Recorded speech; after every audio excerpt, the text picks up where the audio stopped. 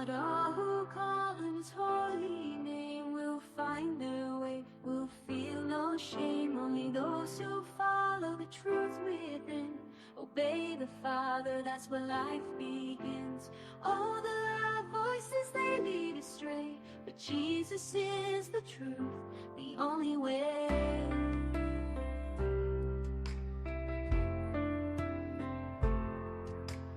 Enter through the narrow gate, for the gate is wide and the way is broad that leads to destruction in the false facade. Many walk that path and don't see the sign, but the gate is small and the way is divine. The road to life, oh, so few will find. In the light of love, leave the darkness behind. Salvation is a gift, it's not of our hands, not by the works or binding demands. It's free for the lost, for the weary soul. Come to Jesus, let him make you whole. If you thirst and hunger, just kneel down and pray. He's waiting there, don't let it slip away.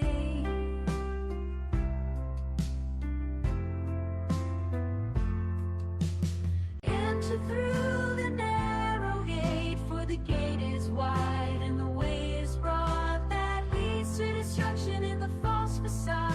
Many walk that path and don't see the sign, but the gate is small and the way is divine. The road to life, oh, so few will find. In the light of love, leave the darkness behind.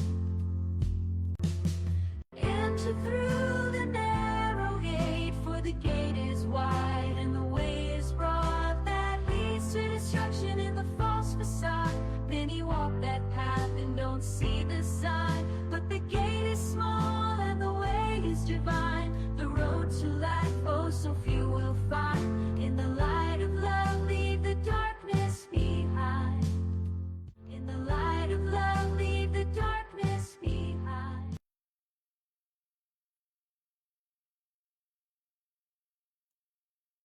Magandang gabi po sa ating lahat. Welcome po muli sa ating The Narrow Gate Ministry Live Podcast dito po sa Facebook. Magandang gabi po, Pastor Emilio. Gabi ulit. Tayo po nagbabalik. Uli tayo nagbabalik sa ating podcast today. Sa gabi pong ito ay tatalakayin natin ang tungkol po sa eternal security, Pastor. Tama po ba o biblical po ba ang katuruan ng eternal security? Mayroong mga nagsasabi na ang kaligtasan ay nawawala. At mayroon naman nagsasabi po na kapag ikaw ay naligtas na, ligtas ka na magpakailanman. Sinasabi ng iba, once saved, always saved. Pero ano po ba talaga ang sinasabi ng Bible at ano talaga po yung doktrina patungkol sa kaligtasan? Okay, itong eternal security o katiyakan ng kaligtasan ng mananampalataya ay nangangahulugan na pag ang isang tao ay pinanahanan ng Espiritu Santo sa panahon ng pagsilang na muli ng kanyang espiritu sa pamamagitan ng pangangaral ng Ebanghelyo ay siya ay pinatawad na ng Diyos sa lahat niyang kasalanan, siya ay pinawalang sala, siya ay pinaging banal sa posisyon niya sa harapan ng Diyos, at siya ay pinapaging banal at siya ay hindi na iiwanan kailanman ng banal na Espiritu. Roma 8:16, nasa kanya na ang banal na Espiritu, kasama ng kanyang Espiritu, at hindi siya iiwan ng banal na Espiritu magpakailanman hanggang sa langit, kasama niya ng kanyang kaluluwa Espiritu ang banal na Espiritu, dahil hindi naman niya kayang maunawaan ang mga bagay na panlangit kung wala siyang taglay na Espiritu. Kaya nga, ang eternal security ay nangangahulugan na pag ang isang tao ay naligtas na, siya ay ligtas na magpakailanman at hindi na siya muling mapapahamak pa. At hindi na siya muling pupunta pa sa impyerno. Pag siya ay pinatawad, dinala na sa langit, at siya po ay positionally ay ligtas na, ay hindi na kailanman siya pupunta pa sa impyerno at hindi niya siya hatulan na maparusahan pa. Roma 5:1, yamang tayo na pawalang sala na, may kapanatagan na tayo sa harapan ng Diyos. Roma 8:1, ang sabi doon ay Kaya nga, wala nang anumang hatol sa mga na kay Kristo Jesus. Malinaw po pala. Wala nang hatol na parusa para sa kanila. At sinabi ni Jesus ay, no one can snatch them away from my hands. Walang makakaagaw sa mga ibinigay ng Ama kay Jesus sa mga kamay ni Jesus. Sapagkat sila ay pinagplanuhang iligtas bago pa isilang ang sanlibutan. Efeso 1:4, mula pa sa una ay itinakda na niya ang magiging kanya at sila'y magiging gaya ng kanyang anak na si Jesus. At ang mga kinamatayan ni Jesus ay hindi na kailanman pa itatakwil ng Ama. At ang banal na Espiritu ay sila'y tinataka na hanggang sa muling pagbabalik ng Panginoon Jesucristo ay sila'y madadatnan na ligtas at hindi kailanman mapapahamak. At kung sila'y mamatay, sila'y kapiling na ng Diyos magpakailanman. Hindi na muling mahihiwalay pa. Roma 8:28 hanggang 31. Opo. So, ayun, malinaw po, Pastor, no, na talagang, ibig sabihin po yung salvation talagang eternal, hanggang sa pagdating ng Panginoon po yun. At hanggang kung tayo'y abutan niyang buhay, ligtas tayo, at kung tayo may mamatay, tayo pupunta sa Kanya at hindi na kailanman pa tayo mapapahamak pa. Okay. Sapagkat ang kinamatayan ng walang kapantay na halaga ng buhay ng Panginoong Hesus ay Kanya nang tinubos at magiging walang kabuluhan yung Kanyang pagiging Diyos at ang Kanyang kamatayan kung may makakaagaw pa muli doon sa kaligtasan na Kanyang ipinagkaloob na sa Kanyang mga hinirang. Ang problema lamang ay may mga taong patuloy na inilalagay sa kanilang sariling mga kamay ang kanilang katiyakan ng kaligtasan. Kaya nga, gaya ng sabi ko noong nakaraang Martes, may mga taong hindi nila tiyak na sila ligtas, pero sila ligtas. Ito yung mga taong kinamatayan ng Panginoong Hesus, pero hindi pa nagkaroon ng katiyakan na hindi na mawala ang kaligtasan. Dahil nga, inilalagay pa nila sa kanilang sariling mga kamay at sa kanilang kakayahan, nakasalalay ang kanilang ultimong kaligtasan. Nakasalalay pa rin sa kanilang gawa. Nag-umpisa sa biyaya, pagkatapos ay nagwakas sa gawa. Pero ligtas pa rin sila kung tunay silang sumampalataya, kahit hindi nila tiyak na sila ligtas. Pero yun nga, tatalakayin natin ngayon yung tinatawag na eternal insecurity. No? Insecurity. At i-refute natin itong isang maling katuruan na to na pagka ikay naging Kristiyano, ikaw ay pinanahanan ng Espiritu Santo, pwede pang mawala sa iyo ang Espiritu Santo, therefore mawawala pa rin ang kaligtasan sa iyo at babawiin lahat ng ibinigay ng Diyos. Opo. Yung pagiging anak, muli kang itatakwil, hindi ka na anak. Yung pagpapawalang sala, babawiin, may kasalanan ka uli. Meron po. Pwede hindi pagpapawalang sala iyon pagka binigyan ka uli ng kasalanan, di ba? At yung pagpapaging banal ay muli kang pababayaan na maglunoy sa putik at hindi ka na niya didisiplinahin. Bahala ka. Ikaw ang bahala. Magbalik loob ka. Kung ayaw mo, ay di sa impyerno ka uli. So araw-araw siya ay nawawala ang kaligtasan. Maliligtas siya pag nagsisi. Tapos kinabukasan, magkakasala, babawiin uli ng Diyos yun. Bigay-bawi, bigay-bawi. Yung laban-laban, bawi-bawi. Bawi, laban-bawi. Laban-laban, bawi-bawi. Pagka ayaw na, babawiin na. Pag ginusto uli, bibigyan ulit. Bibigyan ulit. Na parang pandesal lang yung kaligtasan. No? O isang bagay na nauubos, nawawala. Kaya nga walang hanggan yung kaligtasan hindi pwedeng bawiin Meron bang walang hanggang nababawi? Babawi. Biruin mo, walang hanggan mo ring babawiin, di ba? Opo. Walang hanggan yung ibinigay mo Paano babawiin yung walang hanggan? Di paano hindi mo maubos yun?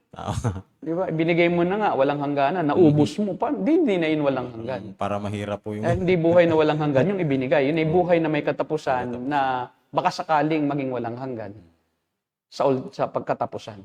Hindi rin walang hanggan yun. Parang yun ay buhay na pansamantalang ligtas. Hindi buhay na walang hanggang kaligtasan. So, mayroon ng contradiction of terms agad. Pag sinabing buhay na walang hanggan, walang hanggan. Kaligtasan iyon na walang hanggan. Hindi pansamantalang kaligtasan iyon.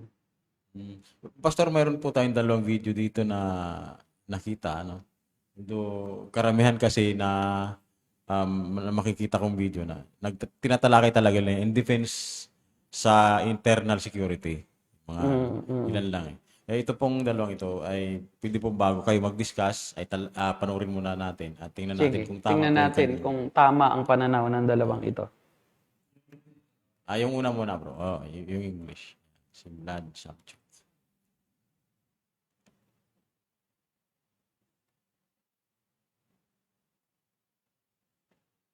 With the person who no longer believes the gospel. And he says, if you go and actually return him, so this person has not went to the place where it's impossible to return him, meaning this person has backslid. They haven't become the apostate yet, they have backslid.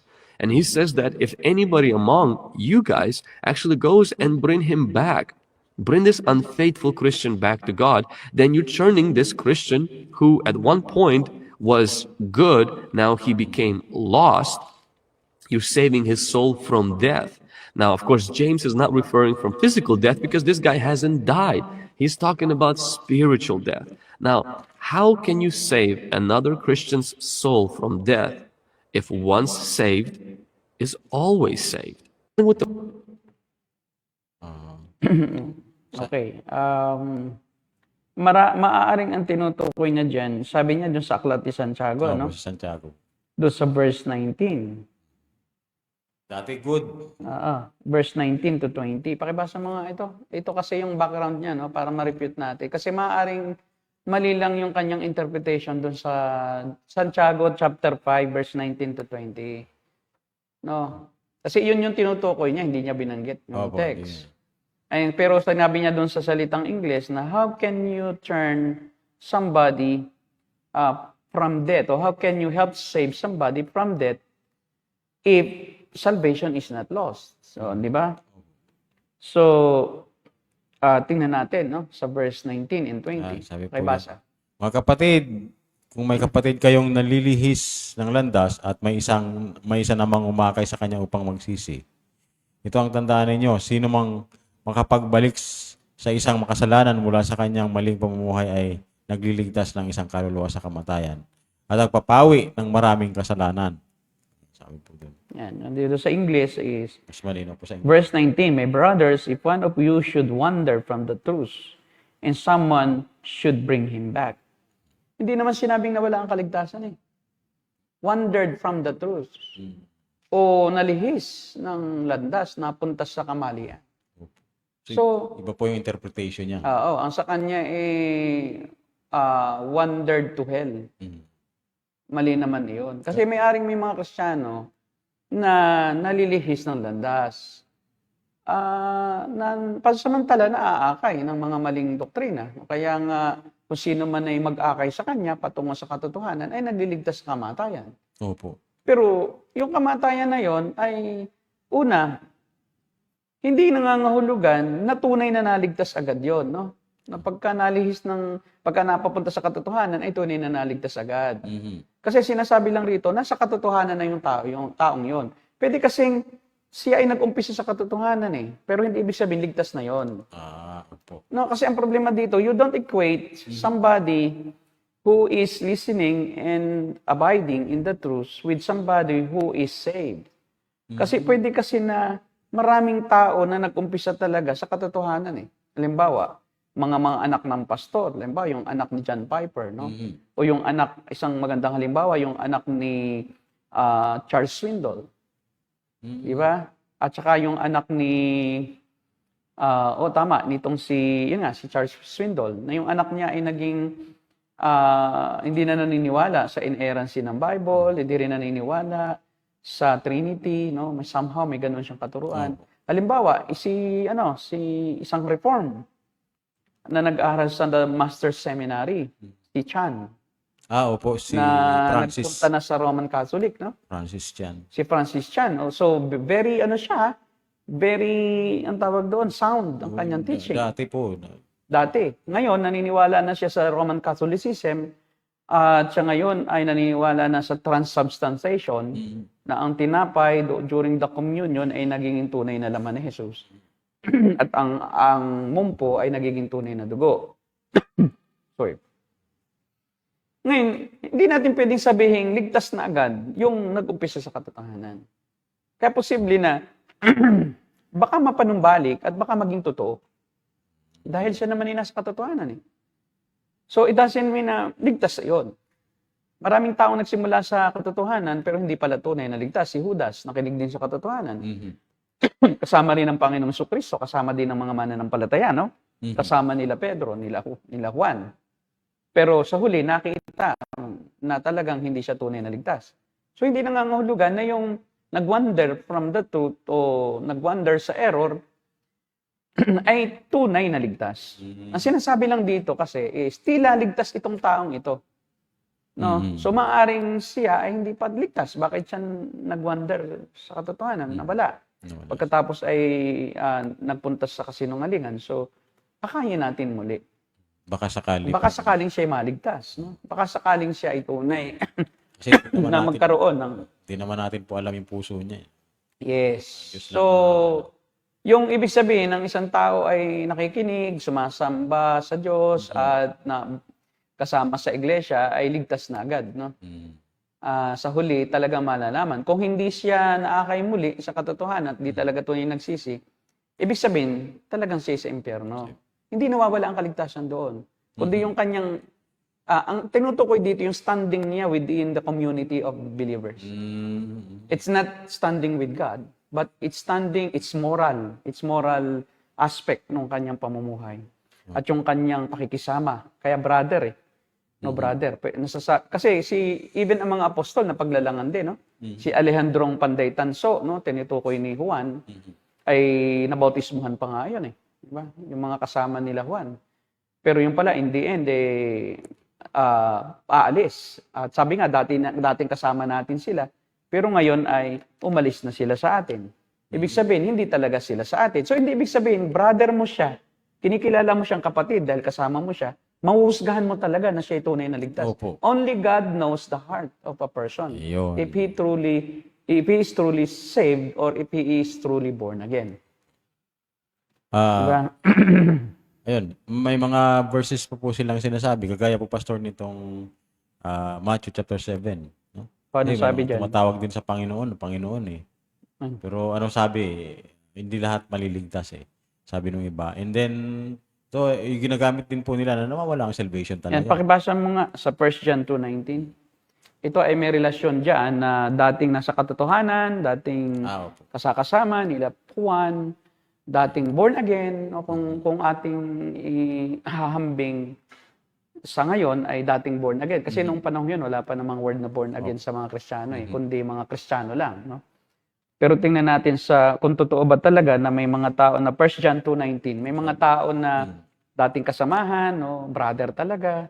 Sabi po dito. Pero in the end, anong nangyari? Pakibasa. Kahit na sila ay mga dati nating kasamahan, ang mga taong yun ay hindi natin tunay na kasama. Sapagkat kung sila ay tunay na atin, nanatili sana silang kasama natin. Ngunit umalis sila upang maging maliwanag na silang lahat ay hindi tunay na kasama natin. Yes. So, maaaring isang tao, kasama mo sa church, pastor pa nga eh. Di ba? Nag-aral ng Bible, nag-aral ng theology, tapos napabautismuhan, naglingkod sa Panginoon, talagang nakitaan mo ng pagbabago, ng pamumuhay, pero sa bandang huli, biglang umalis. So maaaring ito rin ang sinasabi ni Santiago na tulungan pa rin natin. So umalis na siya eh. Pero hindi ibig sabihin na wala ang kaligtasan niya. So wag nating i-equate yung kanyang pag-alis doon sa kanyang siya ligtas na talaga. Kundi maaaring siya hindi talaga ligtas, gaya nito. Pero hindi ibig sabihin, iiwanan na natin sila, no? O kung sila man ay dating kasamahan natin, tapos ay umalis, so it doesn't mean na huwag na natin silang tulungan. Ang sinasabi lang dito ni James ay yung kanyang standing before the believers, before the church, that this person is a brother in the Lord. But suddenly, no, at a point of time in his life, in one point ng kanyang buhay, ay bigla ngayon tumalikod. So atin siyang hanguin. Tulungan natin. Kaya sinasabi, baka siya maligtas sa kamatayan na spiritual. Kasi nga, hindi naman niya sure. Kung iniligtas o hindi naman sinabi ni James na naligtas na siya muli nating iligtas. Walang ganoong connotation kay James. Kundi baka hindi yan ligtas, no? Opo. Eh di kahit pa yan hindi ligtas, tulungan pa rin natin. Talagang kailangan nating tulungan lahat ng tao sa anumang estado ng kanilang yugto ng pananampalataya. So, hindi po malinaw na sinabi ni ni James na ligtas iyon at nawala ang kaligtasan. Kundi, sabi niya, tulungan pa rin natin sila. Kasi may implication nga, may implied nga sa sinabi ni James na hindi ligtas eh. Eh, sabi niya para maligtas ka spiritual eh. Oh. Ibig sabihin, Kasi hindi naman niya sinabing ligtas eh. Hindi Kundi pa. nasa katotohanan lang, kasama natin. O, tapos biglang nagkasala, so tulungan natin siya na mahango sa kamatayan. Meaning, duda na rin si James Opo. na ito hindi ligtas. Hindi siguro na unawaan na gets ni Blood Subject yung context po. O kasi laging ang kanilang context, pagka tinulungan, ligtas dati. Di ba? Agad ligtas na yon. At akala din nila is kasi ito ang problema sa mga ganyan. No? Kalimitan ng mga mananampalataya at mga pastor o mga Bible scholars na naniniwala sa eternal insecurity ay naniniwala pa rin sila doon sa ang kaligtasan ay somehow ito'y dahil sa pagtanggap mo. Laging nag-uugat iyon doon sa umpisa na parang may contribution ka. Kaya pala po, no? Parang, Kaya talagang ang end result noong eternal insecurity ay yung pagkawala dahil sa umpisa, hindi na rin sila naniniwala doon sa election unto salvation. Eh. Ang election sa kanila is election by foreknowledge. Na kasi nakita ng Diyos kasi na ikaw ay tatanggap sa yugtong ito ng buhay mo, sa taong ito, no? Sa particular na taon na to. Kaya ang Diyos mula sa umpisa, mula sa walang hanggan, nakita ka na niya, parang sumilip siya sa corridor ng time. At nakita niya, uy, tatanggap si Derek. At yung pagtanggap na yun ni Derek sa future, na nakita ng Diyos sa eternal past, yun ngayon ang nagtulak sa Diyos para siya piliin. So may election pa rin siya, but election by foreknowledge of the person's action in the future. That person will repent. So yun yung bahagi ng tao pala po. Yes. So ang bahagi ng tao yung kanyang aksyon na tanggapin. At kalimitan ay nagaganap yan sa tinatawag nating altar call. Na ang pagpapatanggap nila o yung eternal security ay nakabase doon sa outward call o doon sa external call ng isang pastor na dapat mag-aral muna ng Biblia bago mangaral. Tapos sasabihin ng pastor na narito si Jesus nakatayo sa pintuan at tumutoktok. At sasabihin, ang pintuan na tinutukoy doon ay ang pintuan ng inyong puso. At ito'y pintuan ng puso ng isang hindi mananampalataya. At si Jesus ay tumutoktok at dahil siya ay banal, siya ay gentleman. Wow. At hindi naman siya papasok doon kung ayaw mo. Papasukin. Kaya nga, dapat nabuksan mo ang iyong puso, you must initiate. So, ikaw ang gagawa ng desisyon upang siya ay makapagligtas sa'yo. Dahil kung hindi ka magdidesisyon, hindi ka niya ililigtas eh. Kasi, ang Diyos kasi is banal, gentleman eh. So, kaya kailangan buksan mo siya. At pag nagbukas ka na ng iyong puso, yun ang contribution mo, makakapasok na siya. At siya hahapon ng kasalo mo sa iyong puso. Di ba? Yung tingnan natin yon, yung malimit na ginagamit na talata na ito ang nagiging basihan ng kaligtasan eh, yung Pahayag 3:20. Pahayag 3:20. At ating ngayong i-dissect kung yan nga ba ay totoong dahilan 20. ng kaligtasan. Pahayag 3:20. Ito ang malimit na binabanggit ng mga pastor sa kanilang pangaral, no? Pag-share Sa ng kanilang mga gospel. crusades, Bible study, evangelism explosion. Actually, pastor, mayroon akong na-encounter. Yung pastor namin pala. Nag-share siya ng gospel doon sa video Pilosopo. Sabi niya, papasukin mo ang Panginoon Jesus sa iyong puso. Sabi nung pilosopo sa kanya, paano ko papapasukin yung laki-laki nun? Kasi sa puso ko yun. Literal kasi Hindi na kayo Mickey Mouse. oo nga naman, biro mo, alit-lit naman ng puso mo. Diba? Kung si Jesus ay 5 feet, Asian siya, mga 5'4", paano siya papasok?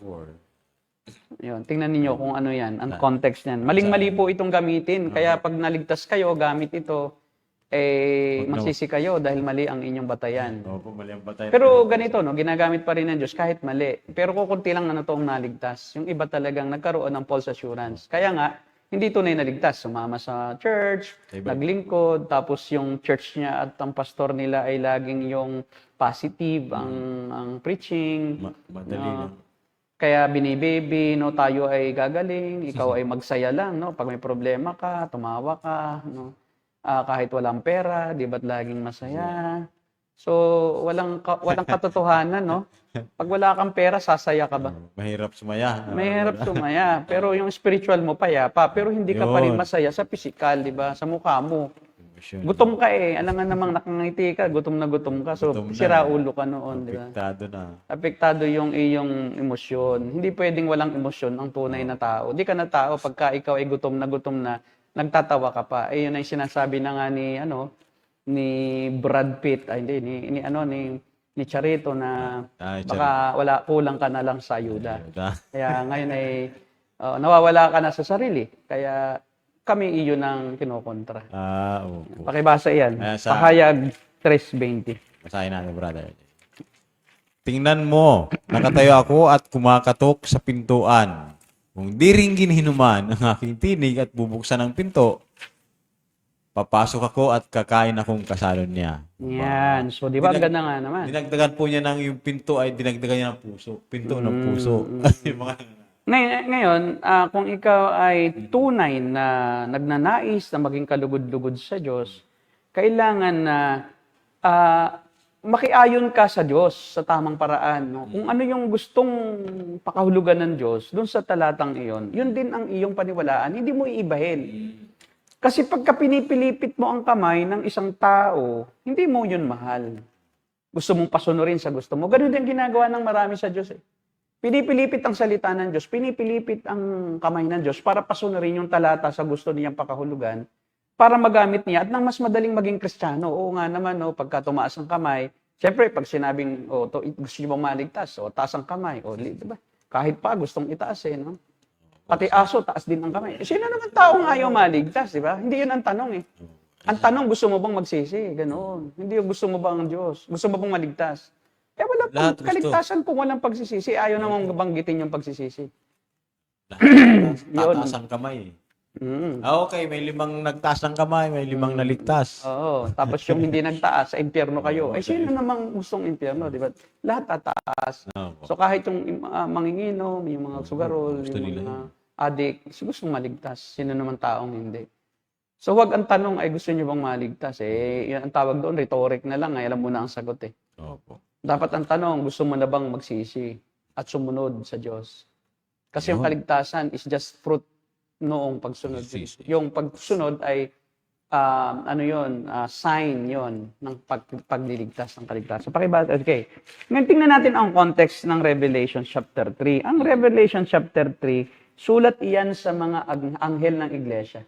Dalawang interpretasyon, no? Yung anghel na tinutukoy doon is messenger, no? Doon sa church, o pastor sa church. Pastor. It's not merely yung angel lang kasi ay yung being na yung unseen being, yung anghel ng Diyos talaga na literal, no? Kundi ang angel din ang kahulugan messenger, to the messenger of the church in Sardis. So most probably the pastors, the workers of the church. So ito isinulat sa mga tao sa iglesia. Sulat sa Sardis, chapter 3 verse 1, chapter 3 verse 7, to the church in Philadelphia. Yung mayroong salita na buksan ninyo ang inyong pintuan, kung sino man, no, nakatayo ako sa labas ng pintuan, tumutok-tok. Ito yung Church of Laodicea. Opo. At ito isinulat sa mga workers sa church ng Laodicea. Ngayon, ano ang sitwasyon ng Laodicean church? Ang Laodicean church, ang sabi rito ay, they are neither hot nor cold. Malahininga sila. Anong ibig sabihin?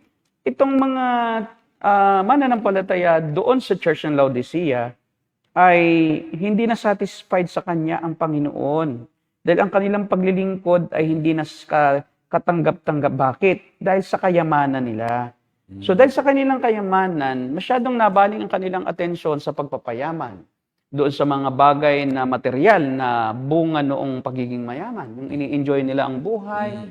Pero napabayaan na nila ang kanilang spiritual na pamumuhay. Kaya sabi doon, you do not realize, sabi, you say I am rich. I have acquired wealth and do not need a thing. they became self-sufficient, and they no longer trust God in all things. They somehow put their trust on their material things, on the things that money can buy. At hindi na yung satisfactory sa Panginoon. Kaya nga neither hot nor cold. Kasi sa Laodicea, according to some Bible scholars, ay mayroong aqueduct at mayroon silang yung water pipe system Opo. na exposed sa init ng araw. Oh, Kaya may panahon na pag mainit masyado ang araw, pag sila ay kumuha ng tubig doon, ay malahininga. tinatamaan Meron po. naman nagsasabi na meron doong isang talon o hot spring kung saan sila kumukuha ng tubig na naghahalo ang malamig at mainit. Pero ang karakter kasi ng kahit ngayon, no, pagka maligam-gam ang tubig, it's not good for drinking coffee. It's not good also for drinking juice kasi yung juice dapat malamig. Lamig. O yung coffee ay dapat talaga mainit. Mapapaso ka talaga. Ngayon, pag maligamgam, hindi satisfactory, boss. At kahit pati pag ininom mo yung maligamgam na tubig, parang hindi nakakasatisfy. Mas mabuti pa, hindi na lang maligamgam. So at gayon, ang interpret na naman nila rito, isusuka daw eh. Di mo wawala daw ang kaligtasan. Wala na. Hindi. Kaligtasan at sinuka na. Hindi. So pag sinuko ka na, di ka naligtas. Hindi. Kahit ang tubig, pag isinuka ang tubig, nangangalugan lang yun, iniluwa, hindi satisfactory. Yun lang ang meaning po. Yun ang meaning nun, simple as that. Ngayon, sabi dito ay, sinasabi mo nang ikaw ay mayaman, so yung kanilang pag-ibig sa Panginoon ay malimig na. At yung kanilang mga mata ay natatakpan na ng mga material na bagay, di na makita yung kagandahan ng Panginoon, yung kanyang kagandahang loob, yung mga kanyang ginagawa sa kanilang buhay na dapat pasalamatan. Kaya sabi niya, those whom I love, I rebuke in discipline. No, yung aking minamahal, mahal sila. Hindi sila nawalang kaligtasan eh, minamahal pa rin. At sabi, nakatayo ako sa pintuan sa pintuan at tumutok-tok. Saang pintuan? Sa pintuan ng iglesia, figuratively.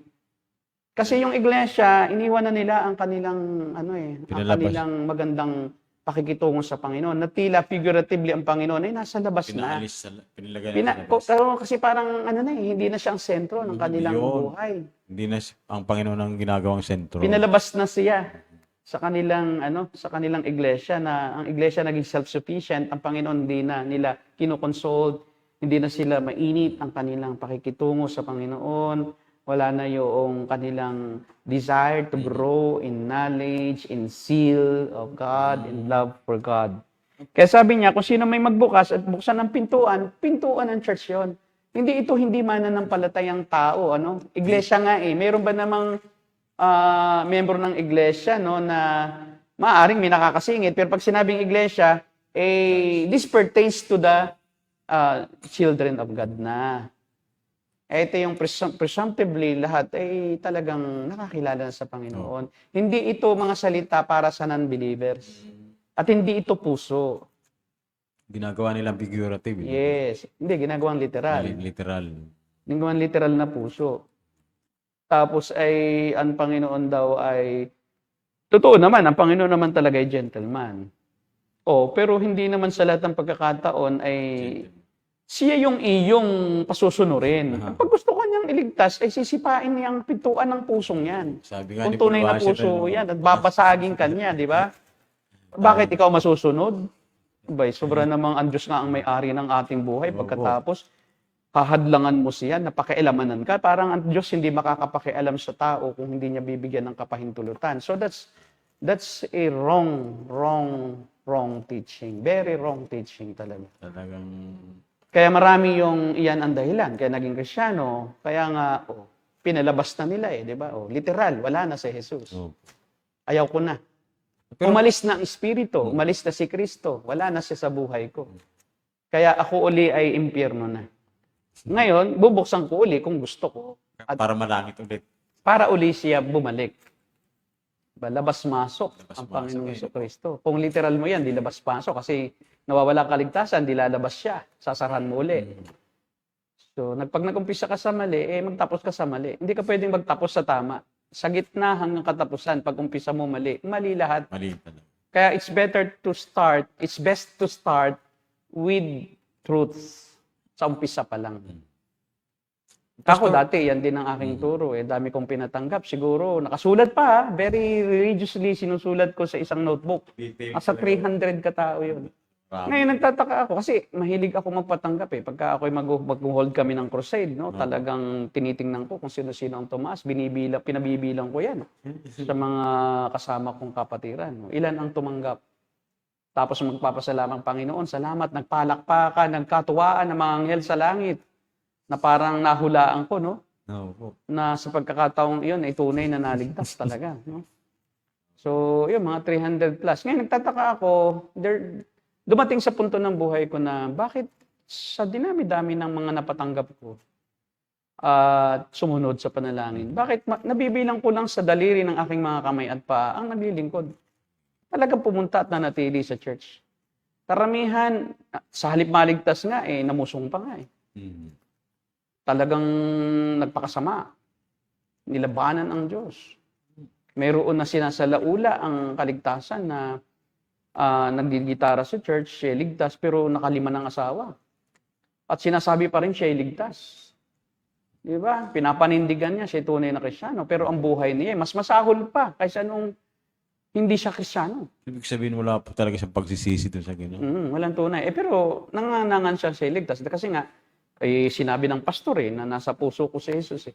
Kaya mga bata, delikado, no? Pag pinatanggap po ninyo ang mga bata, pag bata pa, literal nila yan na nasaan si Kristo? Nasa puso ko. So, yan ay literal na iniisip-isip nila na nasi Kristo, nasa puso nila. So, ibang Kristo po yun, yung alam ng mga batang yun. Kasi si Kristo po, hindi physically, tumitira sa puso. At hindi rin si Kristo mismo ang nananahan, but the Holy Spirit. Iba kasing persona ang Holy Spirit sa kay Kristo. Hindi si Kristo ang nananahan sa buhay ng tao, kundi ang banal na Spirit. Banal na Spirit. Hindi si Kristo. Si Kristo po ay nananatiling nakaupo doon sa trono niya sa langit. May naalala po tuloy akong kanta hymnal ito na pang Pasko. Baka alam mo po ito, Pastor, kasi ako pa rin po sabi niya. Papasukin sa puso mo si Kristo. Yan ang tunay na diwa ng Pasko. Yeah, sensayan natin, palakpakan. Parang honest to goodness, talagang kinakanta mo at bilib na bilib ka doon. Opo. Kaya pag may tumatanggap, tuwang-tuwa ka, iiyak-iyak ka pa, salamat. Pag ninanalangin, hallelujah, may naligtas na naman. Ang problema, ikaw ang nagsasabing ligtas siya. Paano mo mababasa yung laman ng puso ng tao yun? Yung pala sumusunod lang dahil nga mayroong nakikitang material na bagay doon sa mga nagpatanggap. Ikaw ba naman ang gamutin sa sakit? May mga doktor kami noon. Bago ka nga makakuha ng gamot sa amin. Mga mission O mga missionary doctors, mga medical missions. Na nakapila yan, no? Tapos bago pumunta sa doktor, dito muna sa pastor. Tapos syempre, nakatingin doon sa doktor. Matatapos na yung sinusundan niya. Pwede po ba tanggapin ko na? Siya pa huwag na po ninyong tagalan. Dali, tatanggapin ko na po agad. Tanggapin ko na po agad. Yan din. Nako. Ilan po bang Kristo ang tatanggapin ko? Sabihin mo. Di ba? Meron pa talaga, actually po talaga pastoral Lima. na Kahit experience. lima pa yan. Tanggapin ko lahat. Opo. Kasi hindi naman niya kilala si Kristo. Pero mapatanggap ka minsan sa jeep lang, di ba? Tapos ito ang tuwa kasi parang puro oo ng oo yung kausap. Sino namang makikipag-usap sa'yo ng matagal na gusto nang bumaba? Kapag sinabi gusto ba tanggapin si Kristo, oo. Kasi gusto na niyang umalis ka na eh. Ikaw naman sinasamantala mo na basta marinig mo lang, di ba? Kahit mali ang motibo. Yung pala Mormon yung pinatanggap mo. So habang pinatanggap si Kristo, yung Kristo ng Mormon ang tinatanggap, yung Kristong kapatid ni Satanas. Ayun yung tinatanggap ko. Panginoon Diyos Kristo, tas kwento ka naman, pagdating mo sa church, may nakatabi ako sa bus, no, sa jeep. Naku, pinatanggap ko, tanggap agad, yung pala Mormons. Tapos sasabihin mo na, ako ang ama noon sa pananampalataya. Kalokohan. Paano ka naging ama? Naging ama ka, bawal nga magpatawag ng ama sa pananampalataya. Si Pablo lang ang nagpatawag kay Timoteo at si Juan dahil talagang sila po ay tinutulungan nila ang mga kapatiran na parang sila'y tatay. Yung act of being a father. Not merely yung pinatanggap, hindi ganoon lang. Talagang si Pablo nagsilbing ama-amahan ni Timothy kasi Timothy walang tatay. And presumptively ay talagang si Paul na tumutulong sa pangailangan ni Timothy. Bata pa kasi si Timothy nang maging mananampalataya. At hindi kita mo, bakit tatay sa pananampalataya? Samantalang sabi ni Pablo kay Timothy, naging mananampalataya ka sa pamamagitan ng iyong lola. Mula pa pagkabata, alam mo na ang daan ng kaligtasan. Eh, paano si Pablo ang naging ama sa Yung lola. pananampalataya? Lola. Yung lola ang ama. Ikaw naman, oh. Dapat Eh kasi kung babae ang nagpatanggap, ay di dapat ay ina. Oo. Diba? O kung matanda pa sa iyo, ay di lola. Tiyo. Tiyo. Eh di pagka meron kang ama sa pananampalataya, may lolo ka sa pananampalataya. Di ba? Kasi may apo sa tuhod sa pananampalataya, may tiyo sa pananampalataya. Ano na yun? Kalokohan na yan. No? Tiyo na. May lolo sa tuhod, may apo sa tuhod sa pananampalataya. Apo ako ng apo sa pananampalataya ni ganito. Ang daming nag-angkin kay Manny Pacquiao. Nung maging Kristiyano si Manny Pacquiao, may pastor na Daming nagsasabi, ako sa dahilan niya sa ministry ko, ako ang ama niyan. Dami niyang ama. Eh sino ang tunay na ama? Di ba? Baka anak mo sa labas. So kasi nga sa sobrang na yun nagiging kayabangan na lang. At ang problema pa, yung mga napapatanggap, tumanggap lang sabi, anak kita, utang mo sa akin ang iyong kaligtasan. May ganun pang pastor. Kaya pag nagkatrabaho, sa akin ka magta-tights. Oh, di ba? Sa akin ka mag-tithes kasi bakit? Ako'y tatay mo sa faith. Dahil kung hindi dahil sa akin, hindi ka maging Kristiyano. Yun ang malaking kasinungalingan. Dahil ang tao hindi nagiging anak ng Diyos dahil sa tao. Kundi ito'y ministeryo ng Trinidad. Ang Ama ang pumili, ang Anak ang tumubos sa pinili, ang Banal na Espiritu ang naglapat ng pagpili at pagtubos ng Ama at ng Anak sa pamamagitan ng pananahan sa Espiritu ng isang hinirang ng Diyos. Yun. Hindi wala kang ambag, di ka pa nga tao, pinili na iyon ng Diyos eh. Tapos ngayon, pinili siya dahil sa'yo. So napakalaki po itong, napakamaling katuruan sa Kristyanismo, sa buong mundo. Opo. Na ang tao ay naging Kristiyano dahil sa kanyang salita ng pagtanggap, sa kanyang desisyon. Pwede po siguro, Pastor, sabihin. Kaya nawawala. Kaya nawawala. Yun po ang noon.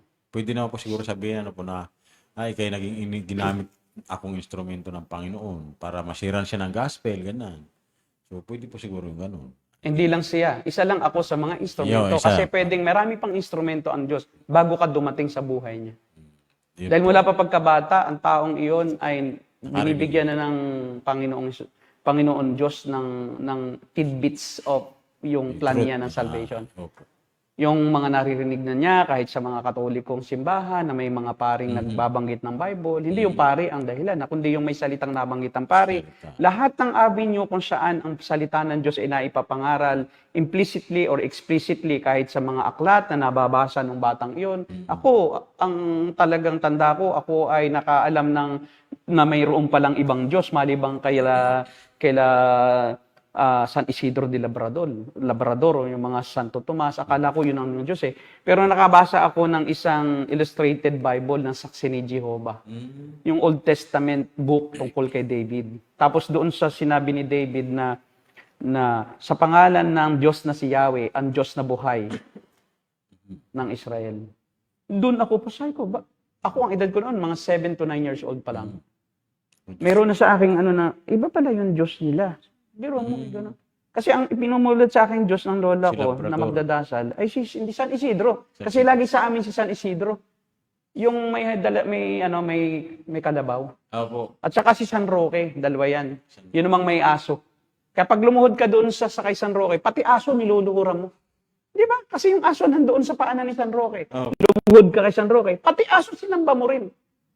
Pati yung tinapay na dala ng aso, sinasamba mo rin. May tinapay pala po dala. May dala-dalang tinapay yung aso. Ano kaya yung pandesal? Tapos si San Roque, may sugat dito sa hita. Di ba na kanyang itinataas yung kanyang damit para yung sugat ay lumitaw. At mayroon siyang oil, mayroon tungkod, tapos sa tungkod may nakalawit na oil. At yung oil, doon kinukuha ng mga taong deboto yung oil, tapos ihahaplas doon. O kaya doon may ulian, doon sa paanan. Yung, ang tawag doon ay may kandila na may mitsa. Hindi kandila may mitsang basahan, tapos nakaano doon sa oil, parang lampara.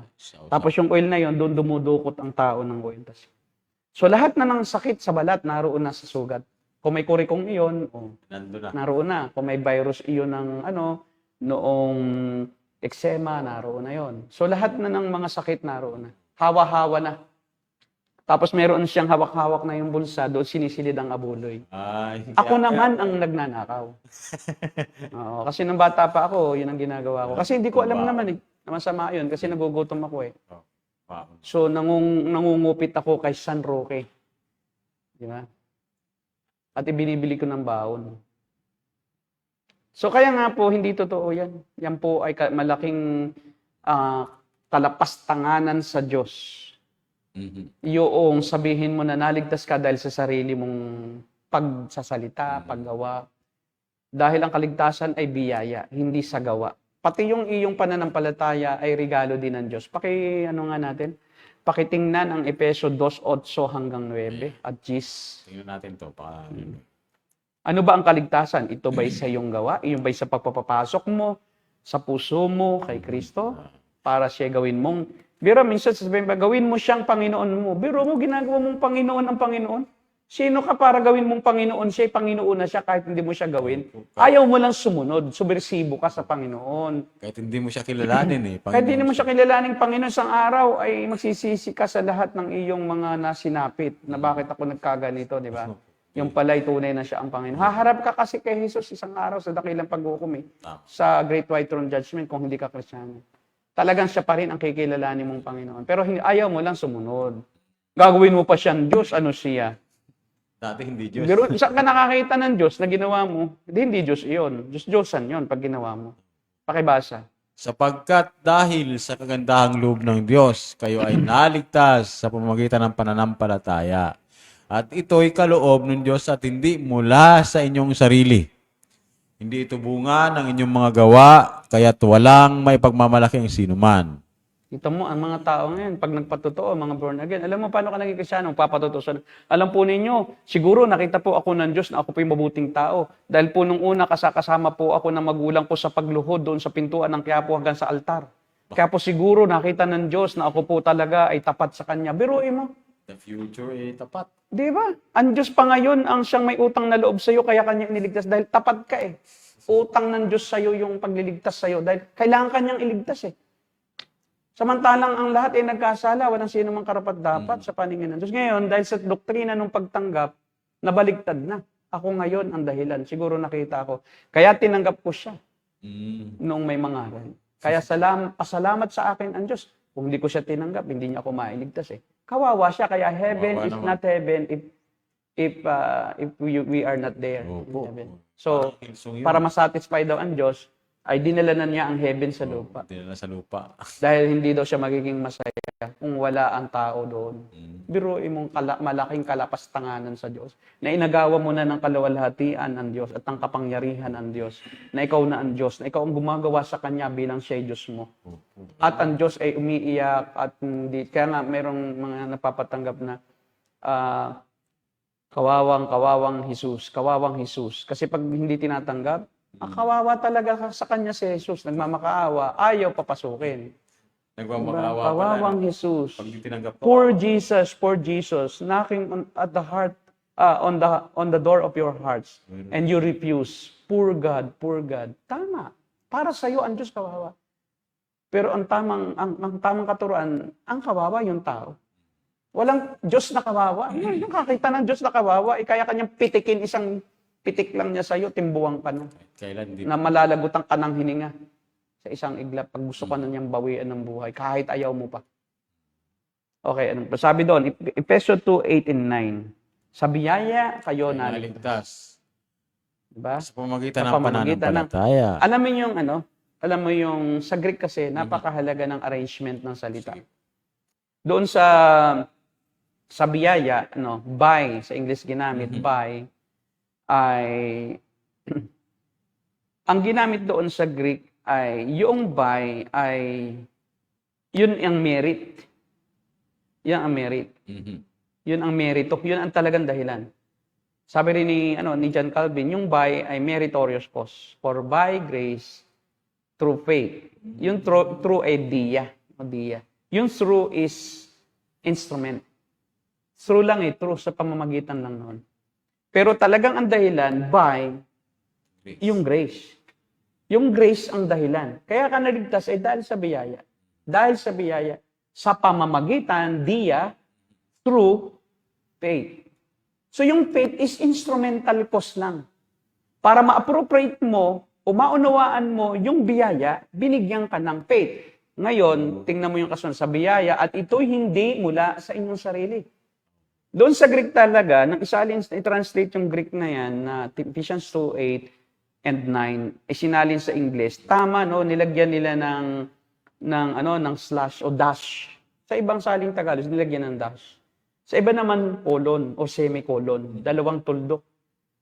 At sa Greek, pagka may ganyan, no, na binibigyan diin yung salita na may pinanggalingan, yung sinusundang salita, nung salita na yon na mayroong colon o mayroong diin, no, doon sa bago siya mag-umpisa, ibig sabihin, connected siya mismo doon sa preceding word. So for by grace meritorious cause, you have been saved through faith. And this, may tinukoy eh, may colon sa ibang salin na Tagalog, may dash sa iba. And this is not, ang this doon ay yung faith. It's not salvation per se, kasi ang general thought eh. Salvation yon, general thought. So salvation is by grace, that's the merit, through faith, and this, after that, mayroong apostrophe, and this, ang tinutukoy dun sa salitang this ay yung faith. This is not of yourselves. This faith, that is the instrument so that you may appropriate that salvation by grace, is not of yourselves.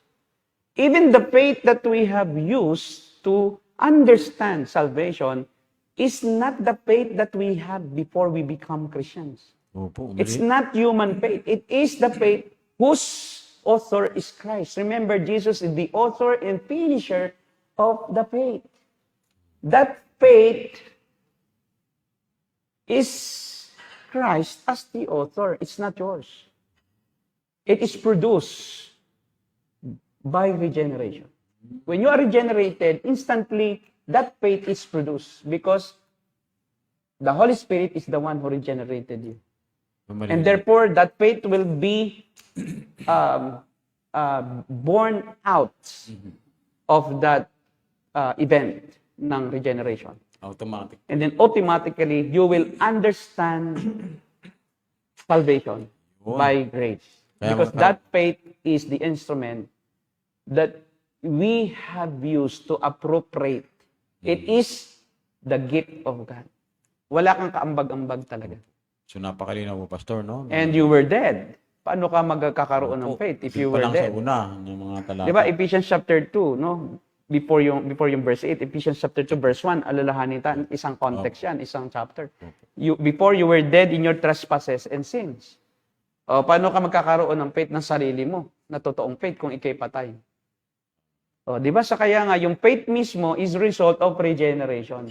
But Christ, chapter 2, verse 5, made us alive when we were yet dead in sin. Kita mo? Yun ang hindi po nila tinatanggap, Pastor. Yung na Again, muli. patay ang tao. Ang ano nila, kasi sa doktrina ng mga nawawalang kaligtasan, ang tao ay may sakit. Spiritually sick. Kaya ang illustration nila doon Gagamutin. sa pagtanggap ay, parang ang tao ay taong nalulunod. Tapos, hinagisa ng salbabida. So, ang role ng tao, kumapit sa salbabida. At yun ang daan para siya maligtas, sa kanyang paghawak doon.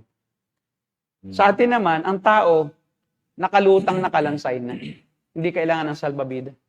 Ang kailangan siya'y buhayin. Magkalaman. Parang sa Ezekiel yan, ano po? Binabag. Para siya'y makalangoy. Alis ka siya mabuhay, hindi siya makakalangoy.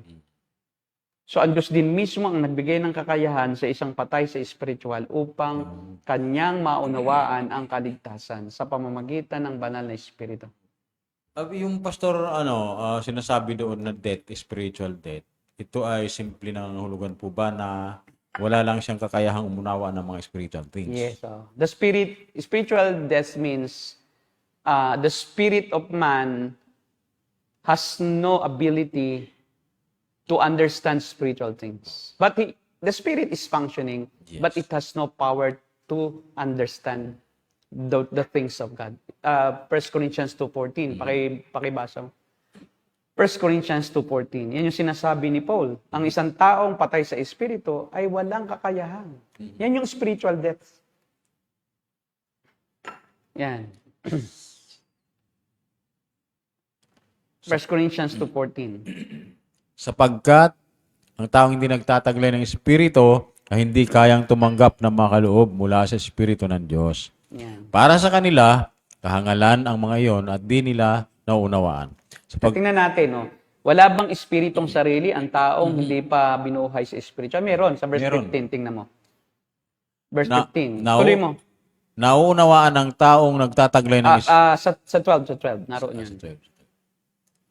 Yan. Ang tinanggap natin na hindi espiritu ng sanlibutan, kundi ang espiritu na mula sa Diyos. Yan. Upang- Mayroong ibang espiritu na dalawa ang espiritu na tinutukoy diyan. Mayroong kinapitalize, yung capital espiritu. letter E, which means yan ang espiritu ng Diyos. Ngayon, sa verse 11, mayroong pa ring espiritu ang tao. Tingnan mo. Walang nakakaalam sa iniisip ng isang tao maliban sa kanyang sariling May espiritu. espiritu din siyang sarili. Oo. Pero ang alam lang ng espiritu niya ay yung kanyang sariling Sarili. isip. Galing. Di ba? Hindi ibig sabihin walang espiritu ang tao na sarili nung siya'y panahana ng espiritu. Kundi, yung espiritu niya, ang kaya lang unawain ng kanyang sariling espiritu, yung iniisip niya, hindi yung iniisip ng Diyos. Malinaw po. Kaya kailangan na magkaroon siya ng Espiritu Santo para maunawaan na rin niya yung isipan ng Diyos. Namanahan yung Manahan sa Kanya. Sa At espiritu. kasama ng Kanyang Espiritu. Kaya mahirap yung trichotomos. Magiging quadrotomos eh. Kasi meron ka na rin Espiritu ng Diyos eh. O paano yon? Di apat na ang iyong component. Kasi meron kang katawan, may Espiritu ka sarili, meron kang Espiritu din ng Diyos. Tatlo na. Ay paano yung kaluluwa mo pa? O di apat na. Kaya ang tao po Kaya ay dichotomos. kinukumpos po. Mas safe ang dichotomos. Kaya kahit Oo. ang Espiritu Santo ay nasa iyo, yun ay spiritual din na aspeto ng tao. Nasangkap niya ngayon na nakasama na ng Espiritu ng tao, na ang tanging alam ng Espiritu ng tao ay yung kanya lang sariling Espiritu. Pero dati, noong siya ay hindi pa nagkakasala, ang Espiritu ng tao ay hindi pa nawala ng kakayahang maunawaan ng Diyos. Kasi iba't ada naunawaan nila ang Diyos eh. Ikipag-usap sila sa Diyos. Kasi, Kasi hindi pa sila nagkakasala. mm, Yung function ng spirit ng tao is for man to understand God noon and po, to commune with God. Pastor, maano ko lang, kung tama ako, pakicorrect niyo po. Nung hindi pa nag-fall into sin ang mankind, kay Adam, sabihin po ay may kakayahan pa yung espiritu ng tao na maunawaan. Maunawaan ang Diyos. Dahil siya ay inosente, Okay. age of innocence. Hindi pa siya patay sa espiritu. Hindi pa. Kaya kita mo, nung sabihin ng Diyos na pag kinain mo ang bungang ito, mamamatay ka. Hindi Oo. naman siya namatay physically agad, di ba? Pero nagtago na siya sa Diyos. Hindi na niya kayang maunawaan ng Diyos. Takot na siya sa Diyos. Yun ang Akala niya ang Diyos parurusahan lang sila. Akala niya ang Diyos hindi umiibig. One-sided na. Nung Hindi ura niya mismo, ganap na maunawaan na ang full character ng Diyos eh. hindi na niya naunawaan po nung Hindi time na. na yun mismo. Akala niya siya malupit na lang. Wala nang kabutihan. Kasala na. Ako, Kita mo, nagtago siya. Oo. Kasi hindi na niya kayang maunawaan yung gusto ng Diyos eh. Di ba? Opo. At naging bias na siya sa Diyos eh. Naging indifferent siya sa Diyos. Mm. At tinakpan nila ang kanilang kahubaran, nagtago sila sa kakahuyan. Yun ang dahilan. Ang dahilan kung bakit namatay sila sa espiritu. Ibig sabihin, yung espiritu nila buhay pa, pero nawala na ng kakayahan. Ibig sabihin kasi ng kamatayan spiritual, hindi yung Namatay. namatay talaga physically yung espiritu, hindi namamatay ang espiritu. No po. Dahil ang spirit ay hindi ang flesh and blood na may makakaranas ng death, physical death. Pero, ang ibig sabihin ng kamatayan spiritual ay cutting off your relationship with God. Yun. You can no longer understand spiritual things. You can no longer appropriate the blessings and the grace of God. You can no longer understand God. Per se. Naputol po yung ugnayan. Yes, ito yung relasyon. Yan. Kasi ganito yan eh, ang simbolo ng kamatayan spiritual ay yung pag sinabi nating patay ang pit telepono. Di ba pag sinabing, dumayal, dumayal ka, ay patay ang linya. Hindi ibig sabihin ay Walang linya. physical o walang linya. Kung hindi, there's no more connection. Naputulan na kasi. Hindi nakabayad sa PLDT ng 3 buwan. Di ba? Naputulan Kaya na. naputol. Wala ang data. Nawala na ang data, yun. Nawala na ng data. Kumbaga puno na ng wala nang maipasok. Yun. Wala na. Nasaraduhan na. Wala na. Iyon ang ibig sabihin ng spiritual death. Kaya minsan, ang tao hindi yun naunawaan. Bakit kailangan tanggapin ng Espiritu? Kasi sa oras ng Espiritu ng Diyos ay manahan sa tao at kasama na ng kanyang Espiritu. Pakibasa ang Roma 8:16. Yan ang nangyari nang tayo'y tumanggap ng Espiritu ng Diyos. Naging anak tayo ng Diyos sa pamamagitan ng Espiritu Santo. Roma 8:14 and 16. 8:16 na lang para madali. 16. Roma 8:16. Okay? Ang Espiritu ang nagpapatotoo kasama ang ating Espiritu na tayo'y mga anak ng Diyos. Yan. Saan naroon ang Espiritu ng Diyos kasama ng ating Espiritu? Kaya, yun yung sinasabing inner man. The inner man is our spirit who is already alive, made alive by the Spirit of God. The outer man is the flesh, where the 5 senses is functioning, are functioning. Yung sense of smell, sense of sight, sense of seeing, sense of hearing, o sense of feeling. At doon dumadaan ang tukso. Sa sense of yung seeing, nakita mo, yung kaaya-aya. And then yung pride gumana, gusto ko yan. O kaya nainggit ka na. Sino ba siya para maging ganyan? Dapat ako yan. Diba? Dito dumadaan ang sin. Pero yung inner man, yung spirit, na kasama ang Espiritu Santo, lumalaban siya doon sa gusto ng flesh. Kaya mas makapangyarihan yung inner man kasi nasa loob siya kaysa doon sa outer. Kasi mamamatay ang outer man. Ito yung physical eh. Pero yung inner man, it doesn't die. It doesn't die. At yun ang tunay na buhay. Pag namatay tayo, yun ang pupunta sa Diyos. Kaya nga ang tao, alam ng tao kung saan naroon ang Diyos eh. Kasi nasa kanyang Espiritu ng Diyos. Yung Espiritu ng Diyos, kung saan siyang babalik, kung saan siya galing, kasama na ngayon yung taong ligtas. Kaya sabi ng Panginoon Kristo, alam niyo ang daan. Hindi namin alam ang daan. Diba? Kayo'y pananahanan ng Espiritu Santo at siya ngayon ang kasama ninyo. At hindi na siya aalis sa inyo magpakailanman. Pag naligtas ang isang tao, siya'y pananahanan na permanente ng Espiritu Santo. At siya'y dadalhin ng Espiritu Santo kung saan naroon ang Panginoon Kristo at ang Panginoong Diyos Ama. Sapagkat sila ay iisang Diyos. Iisang kanilang tahanan. At kung saan naroon ang Trinidad, naroon din ang mananampalataya. Magpakailanman sila magkakasama. Yun, pakalinaw. Ngayon, tingnan natin yung mga talata na ginagamit ng mga taong di umano ay ang kaligtasan ay nawawala. Nagtuturo na nawawala ang kaligtasan. Actually, Pastor, may video dito eh. Sa Pakibasa ulit. Pakitingin ang video niya. Panoorin natin. Talata ang kanyang pinaka-post dyan.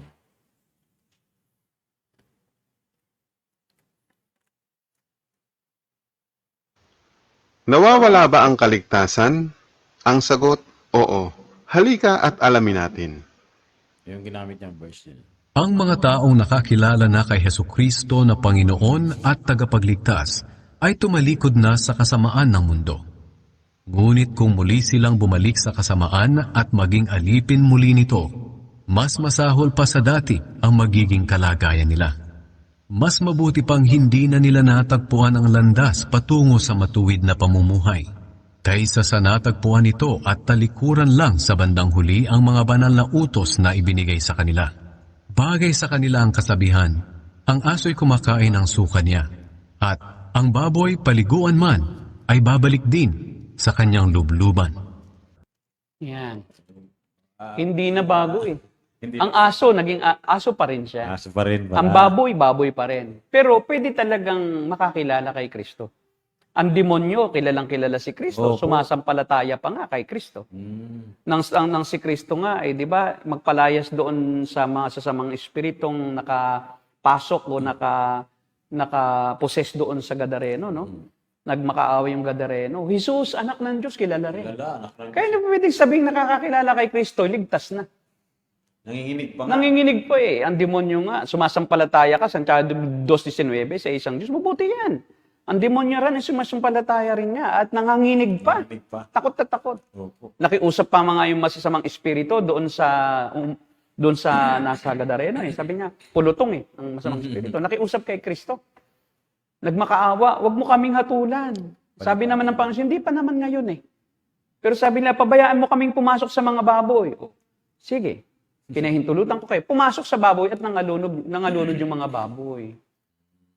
So ang demonyo man, ang tao, pwedeng nakakilala kay Kristo, walang problema. Si Judas nga, kilalang kilala si Kristo, sa palagay mo, hindi. Kilalang O kilalang kilala. Discipleship. Kaya lang maling pagkakilala. Yun lang. Hindi naman sinabi diyan ni Pedro eh, na naging tupa eh. Aso pa rin, di ba? Mhm. Kasi hindi naman nabago ang nature, tinan mo, aso daw eh, o aso din sila pa rin, babalik pa rin. Ang tunay na Kristiyano kasi, nababago ang kalikasan. 2 Korinto 5:17. O, pakibasa. Ang isang tunay na Kristo ay bagong nilalang na. Hindi aso pa rin. Hindi baboy pa rin. Eh, ang mga yan, hindi naligtas eh. Tingnan po Di ba? natin. Bumalik sa dati, ibig sabihin baboy din talaga. O, Tingnan natin, pakibasa. brother, Santiago 2:16. Basa. Yung sinabi ko. Saan po? Korinto. 5:17. Kaya kung nakipag-isa na kay Kristo ang isang tao, isa na siyang bagong nilalang. Oo. Wala na ang dati niyang pagkatao. Sa halip, ito'y napalitan na ng bago. Hindi po yan nananatiling aso. Ayaw sinasabi doon ni Pedro, yung aso pa rin eh. Kaya kahit ang aso daw, yung pakainin, babalik pa rin sa suka niya. Aso yun eh. Yung baboy man, paliguan mo, babalik pa rin sa lubluban. Mas masahol pa nga ang gagawin niya. Bakit? Eh, nalaman na niyang katotohanan eh. Kanya pa rin binangga eh. Di mas masahol na ang mangyayari pa sa kanya. Lalo siyang naging mapasmasuwayin, lalo siyang naging mataas o masyado ng matindi ang degree ng kasalanan. Kasi nga, Kasi alam na niya. nakaalam na siya eh. Kasi may mga taong talagang nalalaman nila ang katotohanan pero hindi talaga truly convicted by sin. And in the end, they will rebel against the truth. Opo. Kasi hindi ka nang pwede maging rebelde kung di mo man alam kung anong pagre-rebeldahan mo eh.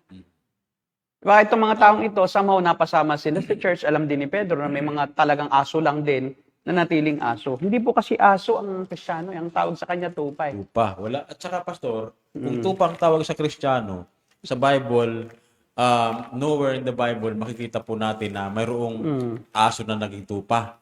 Wala. Kambing na naging tupa. Wala po. Wala. Tupa na talaga po siya. Oo. Dati na siyang tupa. Oo. Nanaligaw lang. Naligaw ng landas. na, ligaw. Pero yung aso, hindi siya nagiging tupa. Po. Aso pa rin, kaya bumabalik.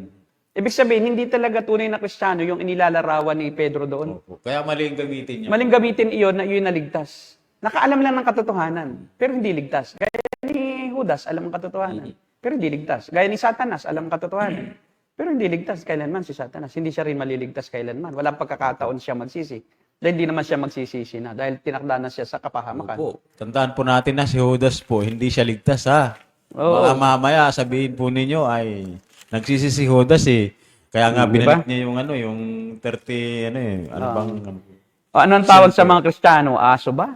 Baboy? Hindi. Tupa. Sabi sa verse Tupa. 10. Verse 10. Tinan mo. Sabi dyan. verse 10 po ng Ng Juan. Juan Chapter 10. Verse 10. Verse 10 po ba o 28? Hindi, 10. 10. And then 11 hanggang 11. Sabi po dito, Yan. dumarating ang magnanakaw para lamang magnakaw, pumatay at manira. Naparito ako upang ang mga tupa ay magkaroon ng buhay. Ibang aso ang pinuntahan niya. Tupa Tupa. na. Kaya lang tayo noon ay tupang naliligaw nung di pa tayo Kristiyano. Kaya tayo pinuntahan kasi para tayo ipunin. Hindi niya iipunin ang aso. Dahil di na yun magiging tupa. Aso talaga. Habang panahon na aso na yun. Pero may mga asong nagpapanggap na shepherd dog. Pero yung pala kakainin nila. Lobo pala. Lobo pala. sila. Nagpapanggap yan minsan natupa yung mga lobo. Pero pag wala na ang pastol, ngangatain nila yan. Papatayin nila, kakainin nila. Mayroon po tayo. Baboy din. Di naman baboy ang, di naman sinabi doon sa Isaiah 53 na tayo parang naging mga aso na kanya-kanya tayo ng lakad at tayo tinipon ng pastol ng ating kaluluwa. Hindi. Tayo mga baboy. Hindi. Tupa na po ang Kristiyano. Bago siya maging Kristiyano, tupa na siya, kaya lang naligaw siya. Opo. Pinahintulutan siyang maligaw upang maunawaan ng tupa ang buhay na nawala sa Diyos at ang buhay na nasa Diyos. Opo. Kaya siya nagiging bagong nilalang.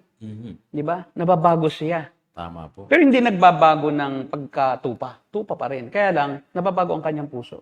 Hindi naging matigas na. Lumalambot. Kasi naunawaan na niya. Oh, tuloy mo sa 14.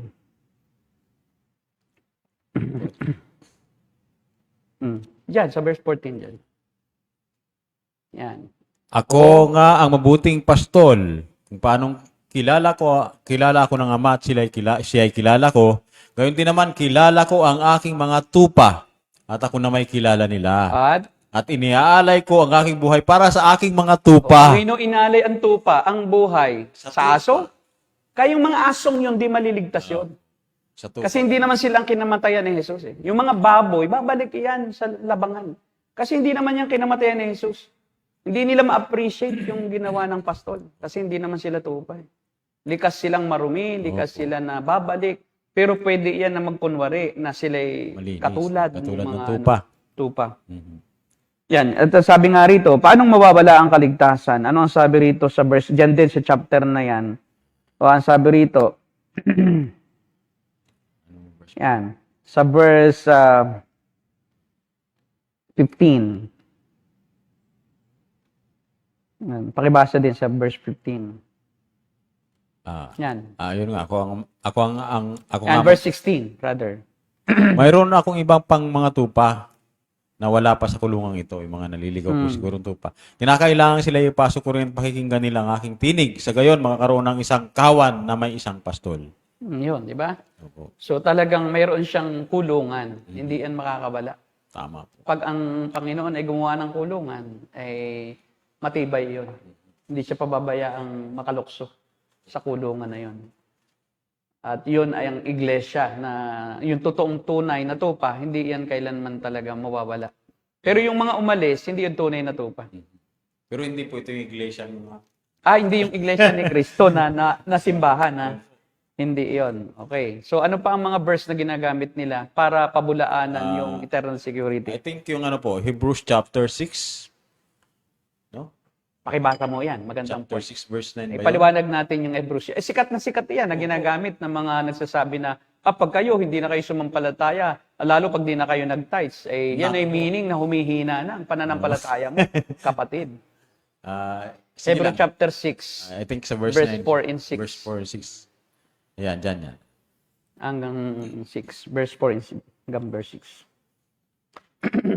Sige, pakibasa. Sapagkat paano pang panunumbalikin upang magsisi ang mga tumalikod sa kanilang pananampalataya?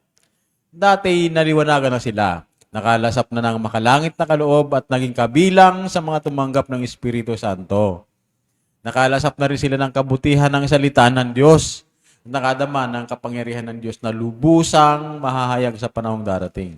Sa verse 6, kapag sila'y tumalikod, pagkatapos malas sa panglahat ng ito, hindi na sila maaring panumbalikin upang magsisi sapagkat muli nilang ipinapako sa krus at inilalantad sa kahihiyan ang anak ng Diyos. Ayun, akala nila ito, totoong naligtas, yung tumalikod. Kasi, sabi dyan, doon sa verse 4, pakiyan mo. Balik natin sa Tago verse. yan. Sapagkat paano Paano pang panunumbalikin upang magsisi ang mga tumalikod na sa kanilang pananampalataya? Ang tanong, yung bang nagkaroon ng pananampalataya, ligtas agad? Ang demonyo nga may pananampalataya, Ayun. pero hindi naligtas, di ba? Yung mga nagpanggap na kasamahan ni Juan, sila Alejandro na panday tanso, nagpanggap na may pananampalataya. Pero tumalikod, di ba? Pero sabi, kasama ba talaga sila? Sabi ni Juan, talaga namang hindi naman sila sa atin, sa unang Juan 2:15. Di ba? Sila Himeneos, sila Piletus, di ba? Nakasama sa pagmimisyon, yung dalawang yan ni Pablo. Pero sabi ni Pablo, ay tinilikuran na nila ako at sila namuhay na sa sanlibutan. Di ba? Sa paraan ng sanlibutan. Si Judas, di ba? O akala mo, totoong-totoo. Pero sa huli, ipinagkanulo ang Panginoong Hesus. Dahil ang tingin lang pala niya sa Panginoong Hesus, ang pananampalataya niya, ay si Jesus ay yung hari lang ng mga Hudyo na magpapalaya sa kanila sa mga Romano. At magtatayo siya ng kaharian na literal sa lupa. Oo. Akala niya noon na full preterist Preterist. yan. Si Judas. Ngayon, ito ang suriin natin, tingnan mo yung verse 4, 5 and 6. Sino ba yung mga yan? Kay dati ay ano ang sinasabi sa kanila? Ano ang characteristics nila? Dati naliwanagan na sila. Nakalasap ng Okay. makalang. The word naliwanagan. They were enlightened. Okay. Paghambingin natin ang isang tunay na Kristiyano at ang isang taong nakarinig lang. Nakasampalataya pero hindi naman talaga naging tunay. Ang tunay na Kristiyano, naging liwanag. Sila naliwanagan. We are the salt and light of the world. You are the salt and light. You show your good works to people. No one makes a light or or put the light inside a cup para itago, di ba? Pati pinapakita yon. Ngayon, anong tawag sa kanila? Naliwanagan lang. Hindi sila naging liwanag mismo. Ano pa ang tinawag sa kanila? Nakalasap na makalangit na kaloob. Sa ibang sali, nakatikim. Po, nakatikim ng mga Nakatikim. Sa ibang sali, nakaranas lang. heavenly blessings. Yan. Nakaranas lang. Nakabahagi sa ibang sali. Nakashare. Hindi sila na-satisfied. Parang Ang tunay na Kristiyano, hindi lang nakalasa. Oh. They are satisfied with God and all His blessings. They are not longing for other things, but only the blessings and the goodness and the gifts of God. And they are satisfied with that. Pero ang taong hindi tunay na Kristiyano, di ba? Hindi yan nakukontento. Ayun. Kasi sa kanya, lasa lang lasa. Hindi siya na tunay na nakaranas noong ano na yon. Hindi niya ninamnam. Sa kanyang sarili. Opo. Ano pa yung ginamit? Salita. Maganda sa English eh. Sige, ano pa? Nakadama ng kapangyarihan ng Diyos. Nakadama lang, nahawa ng feelings. Sabi po ni Pastor ni Wayne Gruden, yung naki-fellowship lang siya sa mga nasa church. Kaya nga nakadama eh. Yeah. Kasi nga pag kumanta, naiiyak rin. Oh, yun. Ito Parang yung mga nangihimatay. Kasi Yun may yung mga point. problema na ito nangingisay, tapos pagkalabas ng church, chismoso, Chismoso. marites, diba?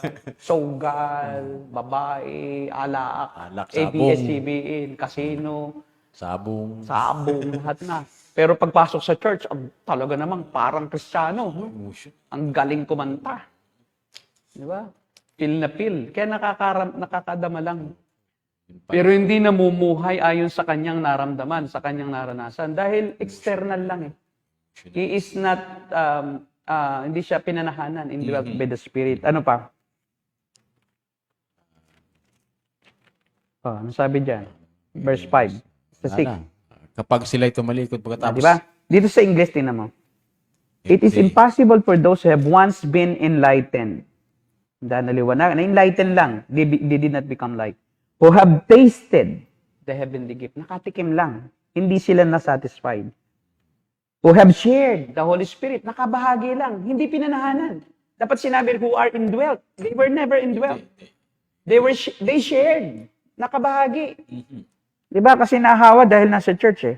Kung ano nararamdaman ng mga may Holy Spirit, nararamdaman. Who have tasted the goodness of the Word of God and the powers of the coming age. Nakalasa.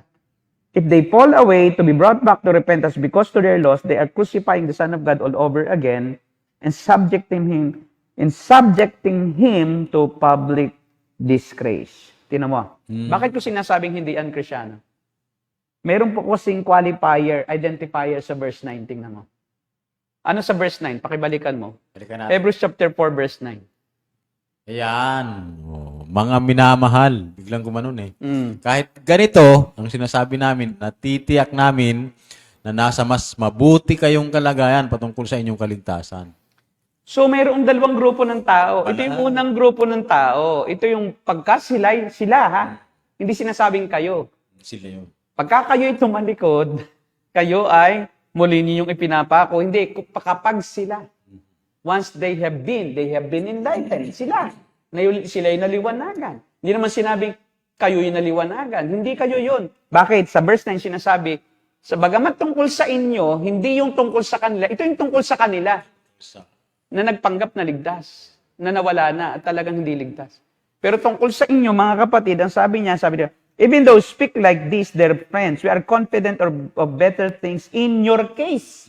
O, may dalawang kayo. In your case, kayo, ligtas talaga kayo. Hindi kayo katulad nila.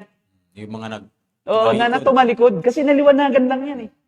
So, malinaw. Nakatikim lang yun eh. Malinaw po talaga. Pero tungkol sa inyo, sabi sa in your case, ang ganda ng salin doon sa English, no? In your case, ibig sabihin, in their case, they are like this.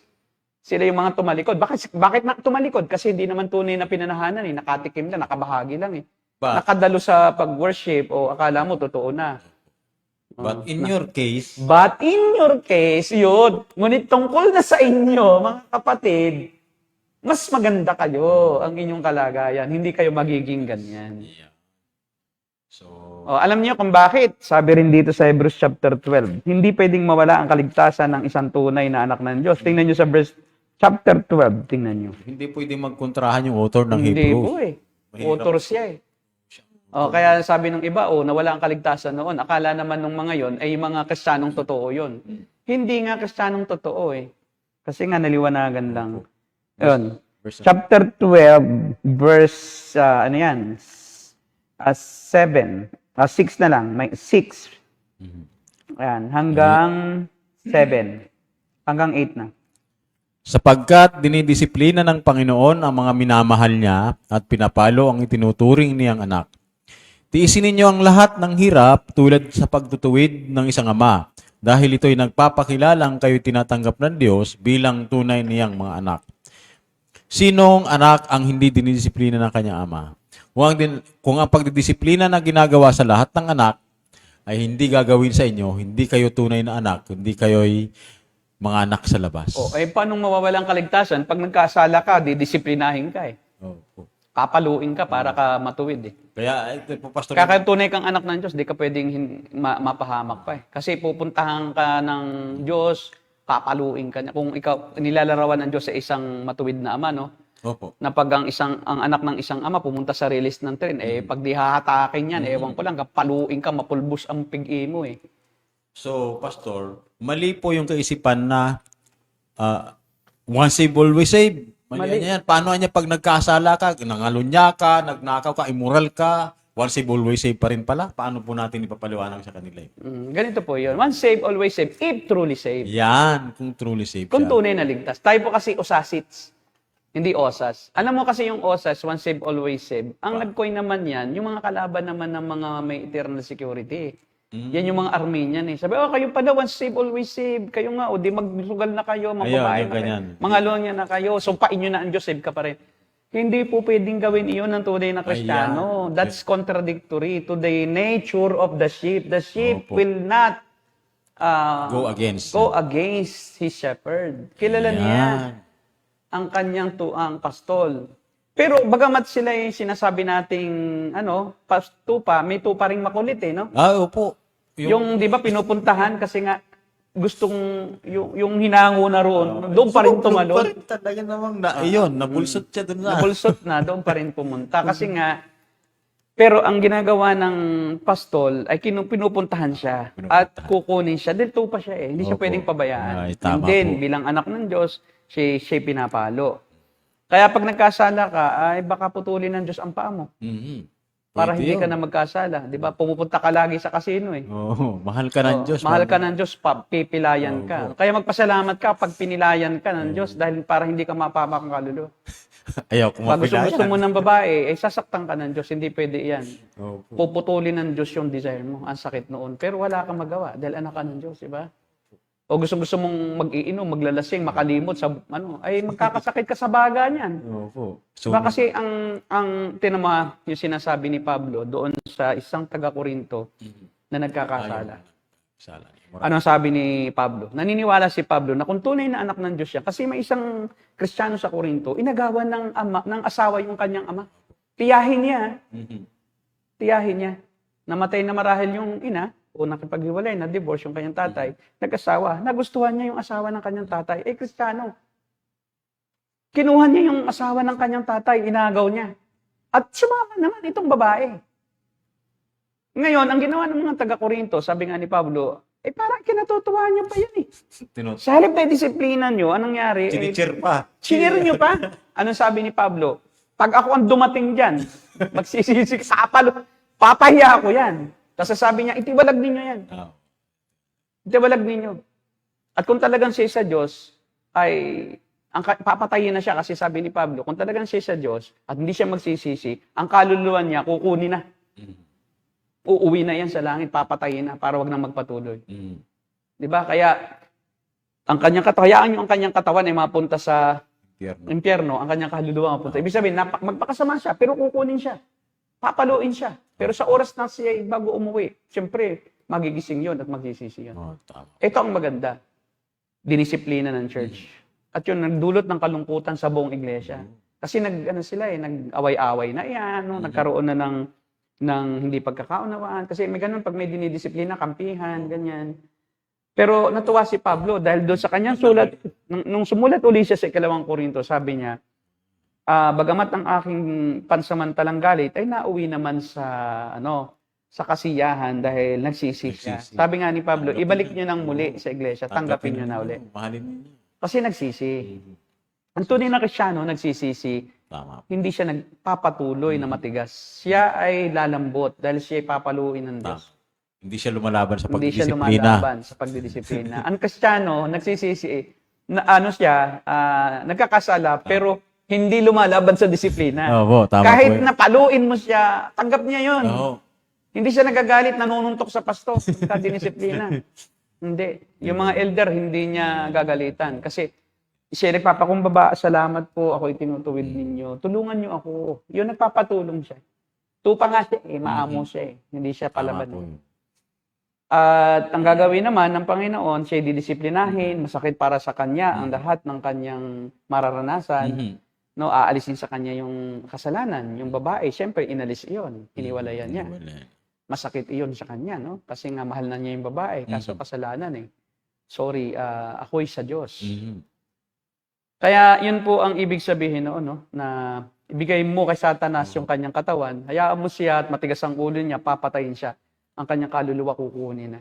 Opo. Sukdo lang ikay bawian na ng buhay pagka ikay magkakasala at matigas ang bungo mo, Kulit eh. talagang papatayin ka na para ikaw ay hindi namang magkulit-kulit pa. Opo, pababayaan ka ng mapahamak ng Diyos. Yun. Yan po. Kaya po, ito po ang sabi ng Panginoon Kristo, last verse, no? Sige. Ang sabi ng Panginoon Kristo sa John chapter 10, verse 28. 10:28. Ito basahin natin sa Tagalog. At saka may isa pa akong argument na hindi kayang baliin yan ng mga Armenian Mas maganda. Pagkatapos nito, may isang argument ako. Gamitin ninyo yan sa mga Armenian. Ay, merong mga tanong, pero sige, yan muna. Sabi po dito, binibigyan ko sila ng buhay na walang hanggan. Kailan may hindi sila mapapahamak at hindi sila maaagaw sa akin. Okay, tamo. May makakaagaw ba? Wala! Wala. Sabi ng Panginoon Kristo, iniingatan ko sila. Ang Panginoong Kristo mismo At nagsabi. walang sino mang makakaagaw sa akin. So, ibig mga sabihin kamay. po, kahit yung sarili mo, Kahit ikaw, paano maagaw sarili mo? Agawis. hindi, ibig Wala sabihin ka po, na, helpless ka na nga aalis ka. Hindi, kahit ikaw mismo hindi ka makaalis, sawa ka ng Diyos. Yan. So, hindi ka makakaalis. Sabi nga, paluin ka nga di ba? Okay, pag-atin mo ng yung tanong. Yan. Pero shoutout muna kay Brother Tamil. Brother Tamil. Kay Kuya Ronel po. Kuya Ronel. Si Brother Ronel, magandang gabi. Brother Justin Bastasa. Justin Bispos. Bastasa po. Bastasa. Saka po si Sir Lando. Okay, si Lander. Si Brother Leander. Adrian. Ayan. Salamat po sa Akaw Kakao. Salamat sa Ako Kakao. Estimated 2022. May Okay. taon pa. Si John Alvarez. Ito ang tanong niya. Pakibasa mo. Bakit po kailangang ipaalam pa ng Diyos sa mga aso at baboy ang katotohanan o ang kaniyang biyaya o ang kaniyang salita kung alam naman niyang aso pa rin iyon at baboy na talaga nakadestino talaga sa impyerno katulad ni Judas na sinasabi ninyo? Siyempre po, God loves the world. Yeah. For God so loved the world. Kailangan, unfair, no? hindi po unfair ang Diyos Kailangan ipaalam niya sa lahat kahit doon sa ayaw. Kasi kung hindi pa niya ipalam, lalong unfair, di ba? Ngayon, ang tanong, unfair ba ang Diyos pag may pinili? Aba, ikaw nga, pumipili ka ng kamatis doon sa palengke, di ba? Tapos ikaw kasi ang pumipili, hindi pwedeng sabihin ng tindera, wag po yan ang iyong kunin. Ito, gusto ko, ito. Ay, unfair ka. Opo. Ang Diyos nga, ayaw mong papiliin, ikaw naman binigyan ka kalayaang mamili. Opo. Tapos Kahit ang kamatis, pinipili mo, yung asawa mo, pinili mo rin. Opo. Tapos, Ay, ang Diyos ayaw mong papiliin kung sino ang gusto niya. So, talang ikaw may kalayaang pumili. Ang Diyos ayaw mong bigyan ng kalayaang pumili. Di ba? At O sa- bakit po sila sa impyerno pa rin? Aba, hindi po ang Diyos ang nagdala sa impyerno sa kanila. sila mismo. Sila mismo, ang sabi doon sa Roma chapter 1 ay hinayaan sila ng Diyos sa kanilang masamang pita.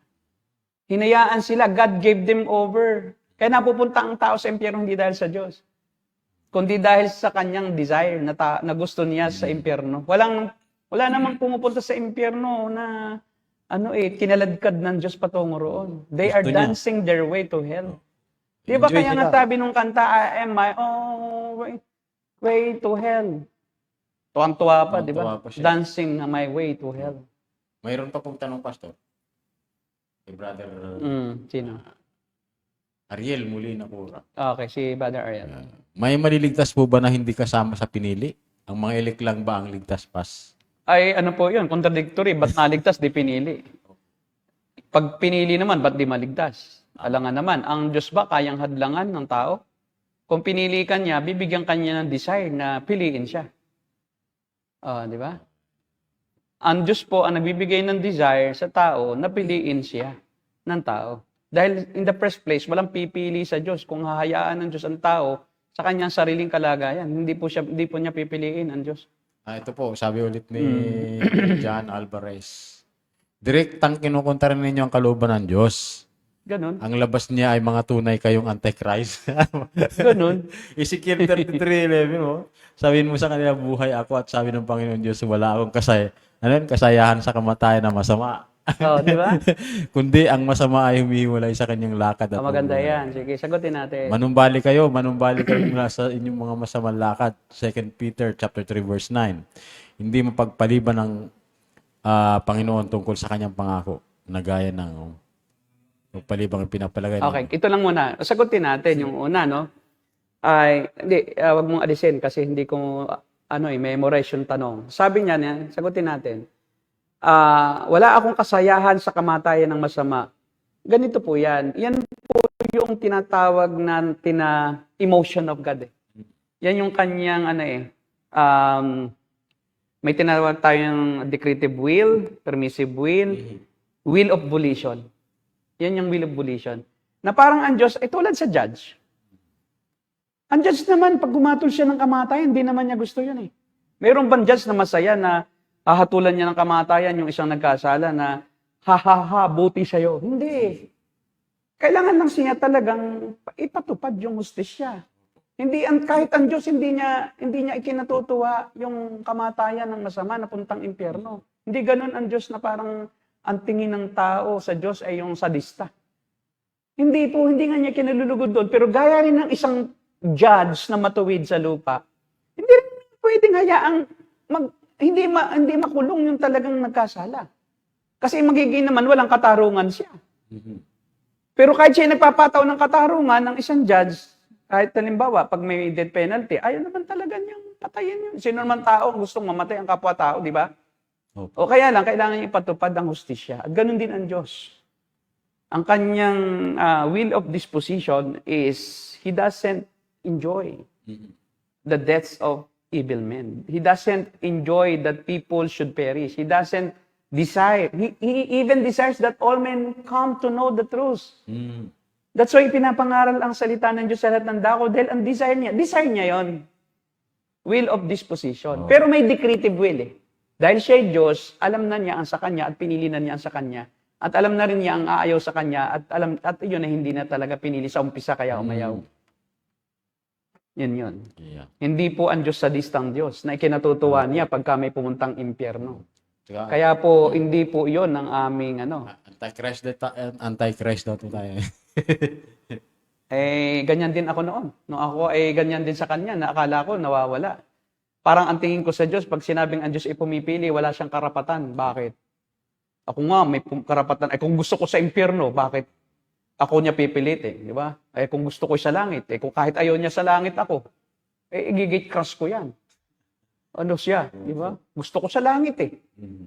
O anong ba't niya ako pipigilan? O di ba? Kaya nga, sa ganyang katwiran ay man is the captain of his soul. At ang tingin niya sa sarili niya, siya may karapatang magsabi sa Diyos, ako iligtas mo dahil ako matuwid. Sabi po niya, ang kamatis pailig ka ng tao. Iba yan, kasi nonsense na ang Diyos. Hindi, ang ano roon yung pagpili. May kaliang kang pumili. Di ba, ikaw, pag namimili ka ng kamatis, nakakapili ka. Ba't ang Diyos pag namili Hindi yung ng kamatis. ililigtas, ayaw mong papiliin? Hindi yung kamatis ang issue doon, kundi yung kalayaang mamili Ikaw naman, ng tao. lawakan mo yung iyong Ikaw ba, wala kang karapatang mamili? Sabihin ko sa'yo, may karapatang ka mamili ngayon. Pinipili mo nga kaming labanan, di ka namin inaaway, di ba? Inaaway mo kami. Di ba, pinili mo rin yan? Tapos ang Diyos ayaw mong papiliin. Pinili mo Ano ngayon sa Diyos kung siya'y mamili ng isa lang iligtas? Buti nga, may pinili kahit isa eh. Bakit? Wala namang karapat-dapat piliin. Sa palagay mo, kung hindi mamimili ang Diyos, mayroong maligtas? Oh, mayroong mang karapat-dapat na kahit isa na pwede siyang piliin dahil siya karapat-dapat? Kasi pag sinabi mo ang Diyos walang karapatang pumili, inaalisan mo ng karapatan ang lumikha sa'yo. Ikaw ang bida. Parang sinasabi mo sa Diyos, ay gusto ko eh. Bakit? Anong pakialam mo? Sisipain ko ang pintuan ng langit. Ay, ayaw mo akong papasukin. Actually po dating daan to eh. Kaya nga. Taga-MCG, ayan. So, Kasi sa Soriano, kaligtasan nila sa gawa. Paano ka maligtas kung hindi ka 100% banal? Ay para ka maligtas, kailangan wala kang kasalanan. Ang tanong, paano maligtas ang mga dating daan?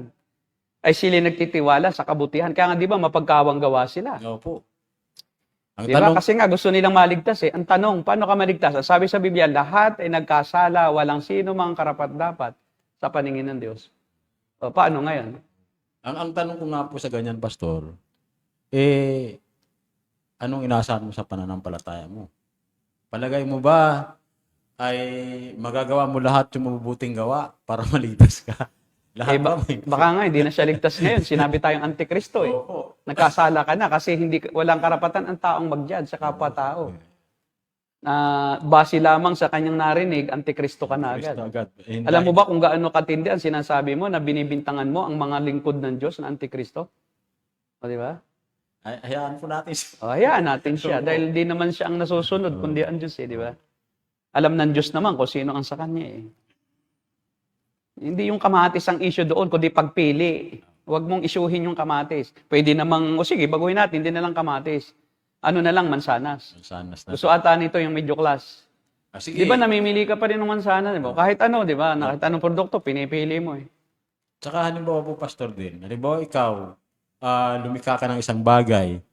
Dalawa, pagpipilian mo pa rin yun kung alin ang mas maganda. Oo. Pagpalagay na natin na lumikha ka, sabi mo kanina. Yung anak nga, mayroong favoritism eh.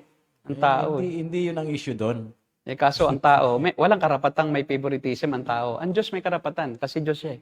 Tama po. Siya ang lumikha eh. Ano ngayon? Sabi nga ni Pablo, kung yung isang putik ay ginawang maganda at tangi para sa mga tanging bagay at yung isang putik ay ginawang para sa mga bagay na hindi maharlika. Opo. Anong sasabihin ng putik sa magpapalayo? Bakit mo ako ginawang ganito? Anong karapatan ng putik? Tayo lahat putik lang sa harapan ng Diyos. Wala kang karapatan na magsalita na kahit ano sa harapan ng Diyos eh. Tapos sasabihin mo na wala siyang karapatang mamili. Ito po yung sabi niya. Stop. Hmm. Paki-post na, brother. Gawang inihanda po ng Diyos, hindi gawang inihanda ng tao. Kaya nga hindi ka dapat magmapuri kasi yung pinapagawa ay inihanda ng Diyos, hindi ng tao. Ayon sa Ephesians po yun. Oo nga, pero ang tanong, ligtas ka ba? Paano ka naligtas? Sa gawa pa rin, di ba? So kung kahit na yun ay sinasabi mo yung verse 10, pero nirepute mo pa rin yung 2:8 and 9. Chapter 2:8 and 9, na hindi sa gawa ang kaligtasan, sabi diyan. Di ba? Sa biyaya kayo naligtas at hindi sa inyong sarili. Pagkatapos sabi, hindi naman yung gawang yun na yung ginagawa namin, kundi gawang itinakda ng Diyos. Di gawa mo pa rin ang kaligtasan, itinakda lang ng Diyos gawin mo, yung pa rin ang nagligtas sa'yo. So, gawa mo pa rin. So, you are refuting yourself. Para lang magmukhang maayos yung doktrina mo, sasabihin, may mga gawa naman namin, itinakdang gawan namin yun. O kasi kami maligtas dahil sa paggawa ng mga gawang itinakda ng Diyos sa amin. Oh, yun O, pa di rin. ba? Eh di, ikaw din pala, wala ka na rin karapatang mamili ng gagawin. Kita mo, you are refuting yourself. Sabi mo, walang karapatan ang Diyos. Eh, yung pala, wala ka rin karapatan pala kasi yung palang ginagawa mo, inihanda na rin ng Diyos. Wala kang karapatang pumili ng gagawin mo pala. Inihanda rin ang Diyos. O, di ba? Inihanda rin ng Diyos. Yung pala, wala ka rin palang kalayaan Oh. na pumili ng gagawin mong mabuti. Unfair din pala sa'yo ang Diyos. Yung Diyos mo kung ganyan. O tapos sasabihin mo, walang karapatan, ang tao may karapatang mamili. Ay wala ka rin ang karapatang pumili ng gagawin mong mabuti, kundi ang sinasabi mo, yun lang gawang mabuting itinakda na ng Diyos na gawin mo eh. O di, hindi mo rin pala pinili yung gawin dahil itinakda na rin ng Diyos. Opo. So you are refuting your own argument. Itinakda ng Diyos yun, hindi mo itinakda. Hindi mo gawa. Hindi mo Itinakda ng Diyos. pala tinakda rin pala ng Diyos yung gagawin mo, di hindi rin pala ikaw ang namili nung gagawin mo. Ay paano ka nagkaroon din ng kalayaan na mamili? Wala rin, di ba? Tama po. So even your own doing is pinili pa rin pala ng Diyos. Eh wala ka rin palang kalayaan. So pareho lang naman pala tayo Ayun eh. lang po. Magkaiba lang yung atin. Ang iyo sa gawa ka na Yung hindi sa mo gawa. piniling gawin, na ginawa na ng Diyos para gawin mo. Doon ka naligtas. Ako naman, sa biyaya, at ako'y gagawa ng mabuti dahil ako'y iniligtas na sa biyaya. Yun po yun. Ang merit ko ay hindi yung gawa ko na itinakda ng Diyos na gawin ko, kundi yung pagliligtas niya sa akin sa biyaya, namatay siya para sa akin at hindi sa gawa ko. At kaya ako gagawa, ay dahil ligtas na ako. Biro mo gagawa ka pa para ka maligtas, anong maganda? May upa ka na bago ka gumawa o hindi mo tiyak kung uupahan ka pag magtatrabaho ka? May upa na. Aba mas magandang magtrabaho na bayad na agad. Opo.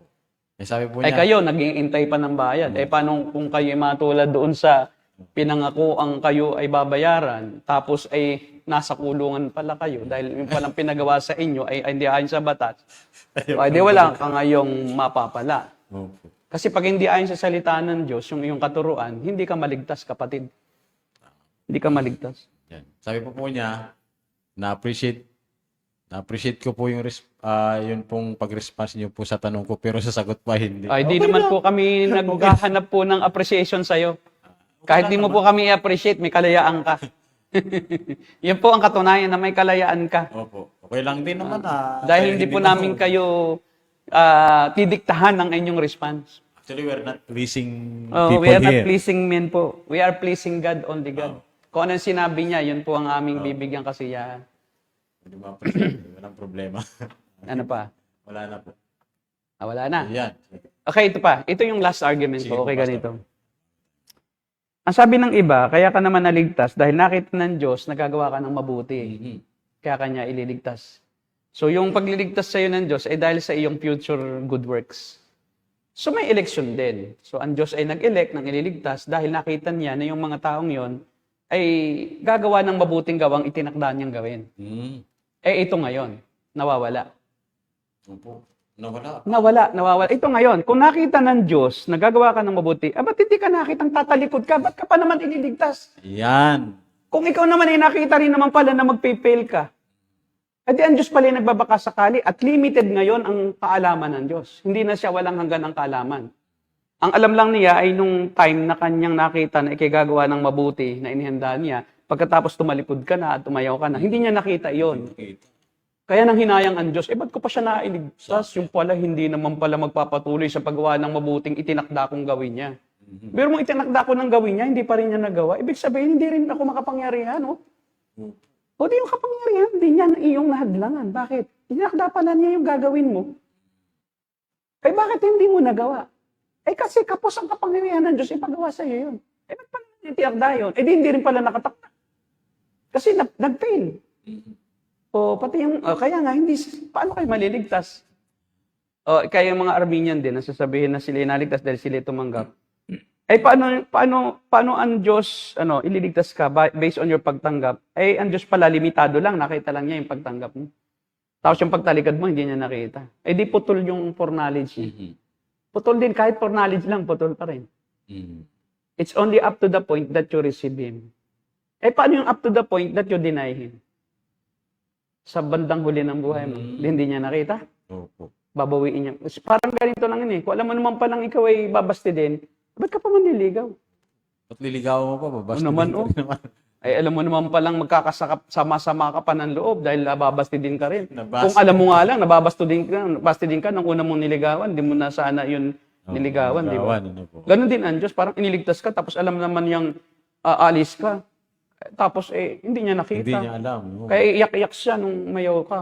Mhm. Sayang, dapat sana, hindi ko na siya iniligtas nung una. Kasi, Di ba, kawawa umayaw. naman ako, nahadlangan ako, nakita ko lang ayun lang pagtanggap. Di ko nakita yung pagtalikod. Sayang. Poor God. So self-defeating po yun. Ang argument na rito, it's about God's omniscience, omnipotence, and omnipresence. It's yung nawawala ang kaligtasan na argument laban sa kanyang essential attributes.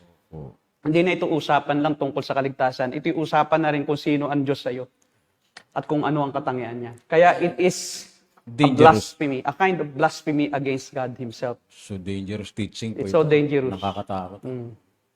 Sabi, sabi po ni Brother John Alvarez ulit, iniutos po na gawin natin yung gawang inihanda ng Diyos. Hindi nyo po ba nabasa yun? Kasi dapat po kapag sumagot kayo ay sa Biblia po kayo kumuha ng sagot. Basahin ninyo, hindi magbibigay kayo ng self-interpretation. Self-explanation po lagi. Pwede basahin natin. Pakibasa nga natin. Sige. Ating tingnan nga. Epesos 8:9 hanggang 10. Na, inuuna mo kasi yung 10 lang. Inihiwalay mo sa 8:9. Tama nga, nagbabasa ka rin nga. Pero 10 lang.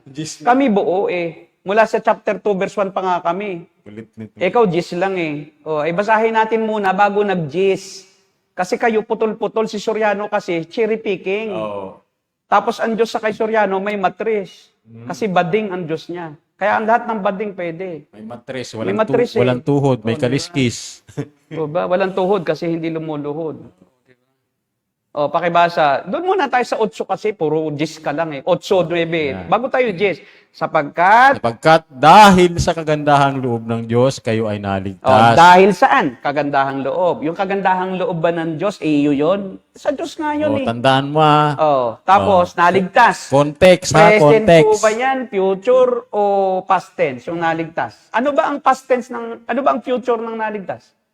Ang root word, ligtas, di ba? Ligtas. Ang future, Ang future, maliligtas. maliligtas. Ano sabi, maliligtas pa ba o naligtas na? Naligtas. Kita mo? Ang linaw-linaw Pati sa grammar, mali-mali si Soriano, hindi marunong ng grammar. Naligtas na Sa pamamagitan ng kagandahang loob, sa pamamagitan ng pananampalataya. May semicolon. Di ba? At ito'y, saan galing? Yung pananampalataya. Kaloob ng Diyos. Pati pananampalataya pala, kaloob din ng Diyos. Ibig sabihin, wala talagang gawa. Walang ganawa ang tao kahit pananampalataya niya, utang pa rin niya sa Diyos, bigay ng Diyos. Kaya, O kaya, hindi ito bunga ng inyong mga gawa. inyong mga gawa na nga, sinasabi din. Hindi nga bunga ng gawa, tapos sasabihin mo, dahil sa gawang itinakda ng Diyos, kayo maliligtas. Doon sa verse 9, linaw hindi nga dahil bunga ng gawa ang kaligtasan, Huwag mo naman balikin. Kahit walang dapat may pagmalaki ang sino man sa kaligtasan, lalo na sa gawa.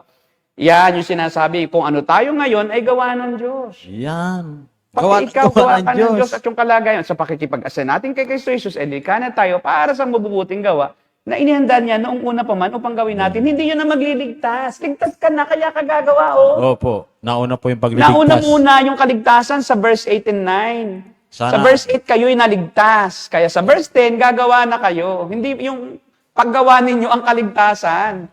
Huwag mo pong baliktarin yung verse. Unahin mo yung verse 10, tapos 8 and 9 ang huli. Makikiunawa mo po yung Salungat context. po yun. Sa hermeneutics, sa bagay si Soriano naman, walang alam sa hermeneutics. May photographic memory lang. Nakaka-memorya lang. Pero yung interpret niya is cherry picking. Kinakalas niya yung mga verses sa mga talata, kabanata, at pinagdudugtong-dugtong para kunyari totoo. Opo. Di ba? Kaya nga lang, salu-salungat na dahil nga literalistic lang siya. Kaya pati ang Diyos may matris din. At mayroon na daw sariling mundo ang Diyos, yung planeta ng Diyos. Saan daw po naligtas? Parang tayo ba yata patapos na Ay tayo po ipatapos na muna. Oo. Sige. Sige lang po. Saan po naligtas? Saka na lang po natin muna. Balikan po natin. Balikan natin iyan kasi po hindi tayo matatapos. Tayo po ay Pero maganda, inaanyahan ka pa po namin ulit.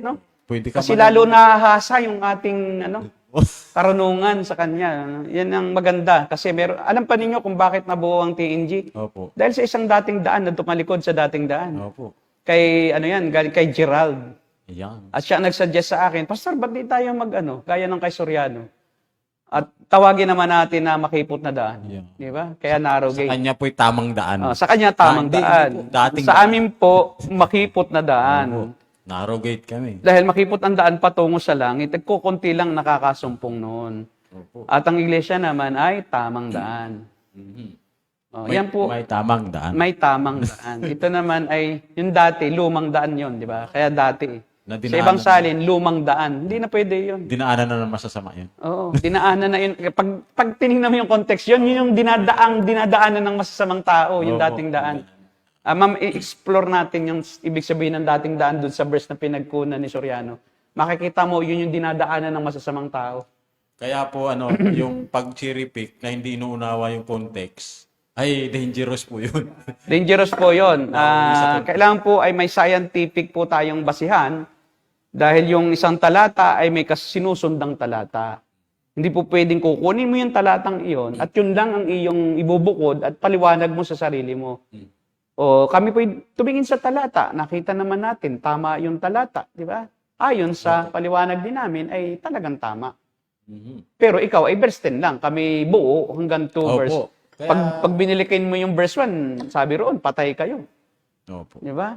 Siguro, Sa inyong kasalanan. ang hamon po siguro dito kay Brother Jan ay Patuloy na magsaliksik. saliksik at pag-aralan din yung kung paano magbasa ng context. Apo, at saka mag-interpret ng tama. Huwag literalistic lang approach, kundi ang tawag ay grammatico, historico, literal method of Yun. interpretation. Okay po. Salamat din, kapatid. Kapatid sa paglikha ng Diyos, no? Opo. Dahil tayo magkakapatid ayon sa paglikha. Dahil tayo lahat ay nilikha ng Diyos, kaya tayo lahat ay anak ng Tama Diyos po. ayon sa paglikha, no? Okay po. Salamat sa Brother Panginoon. Aldi, tinatawanan tayo eh. Magpaalam na muna tayo at baka tayo mapasubo. Sige. Sige po, maraming salamat po sa pag-ignite. Salamat po ng marami sa lahat at paalam na po kami hanggang sa susunod po na linggo, araw ng Martes Yun po. at Huwebes, alas 8:30 hanggang sa kung anong gustong oras ninyo. Pwede po. Kung may mga tanong po kayo, pwede po. Pwedeng babahaba, huwag lang pong aabot ng hanggang alas 12. At wala na pong tatagal sa atin. Umihilig na. Okay? Kami po ang The Narrow Gate and we are the Colt Colt Busters. Busters. God bless you po and good night.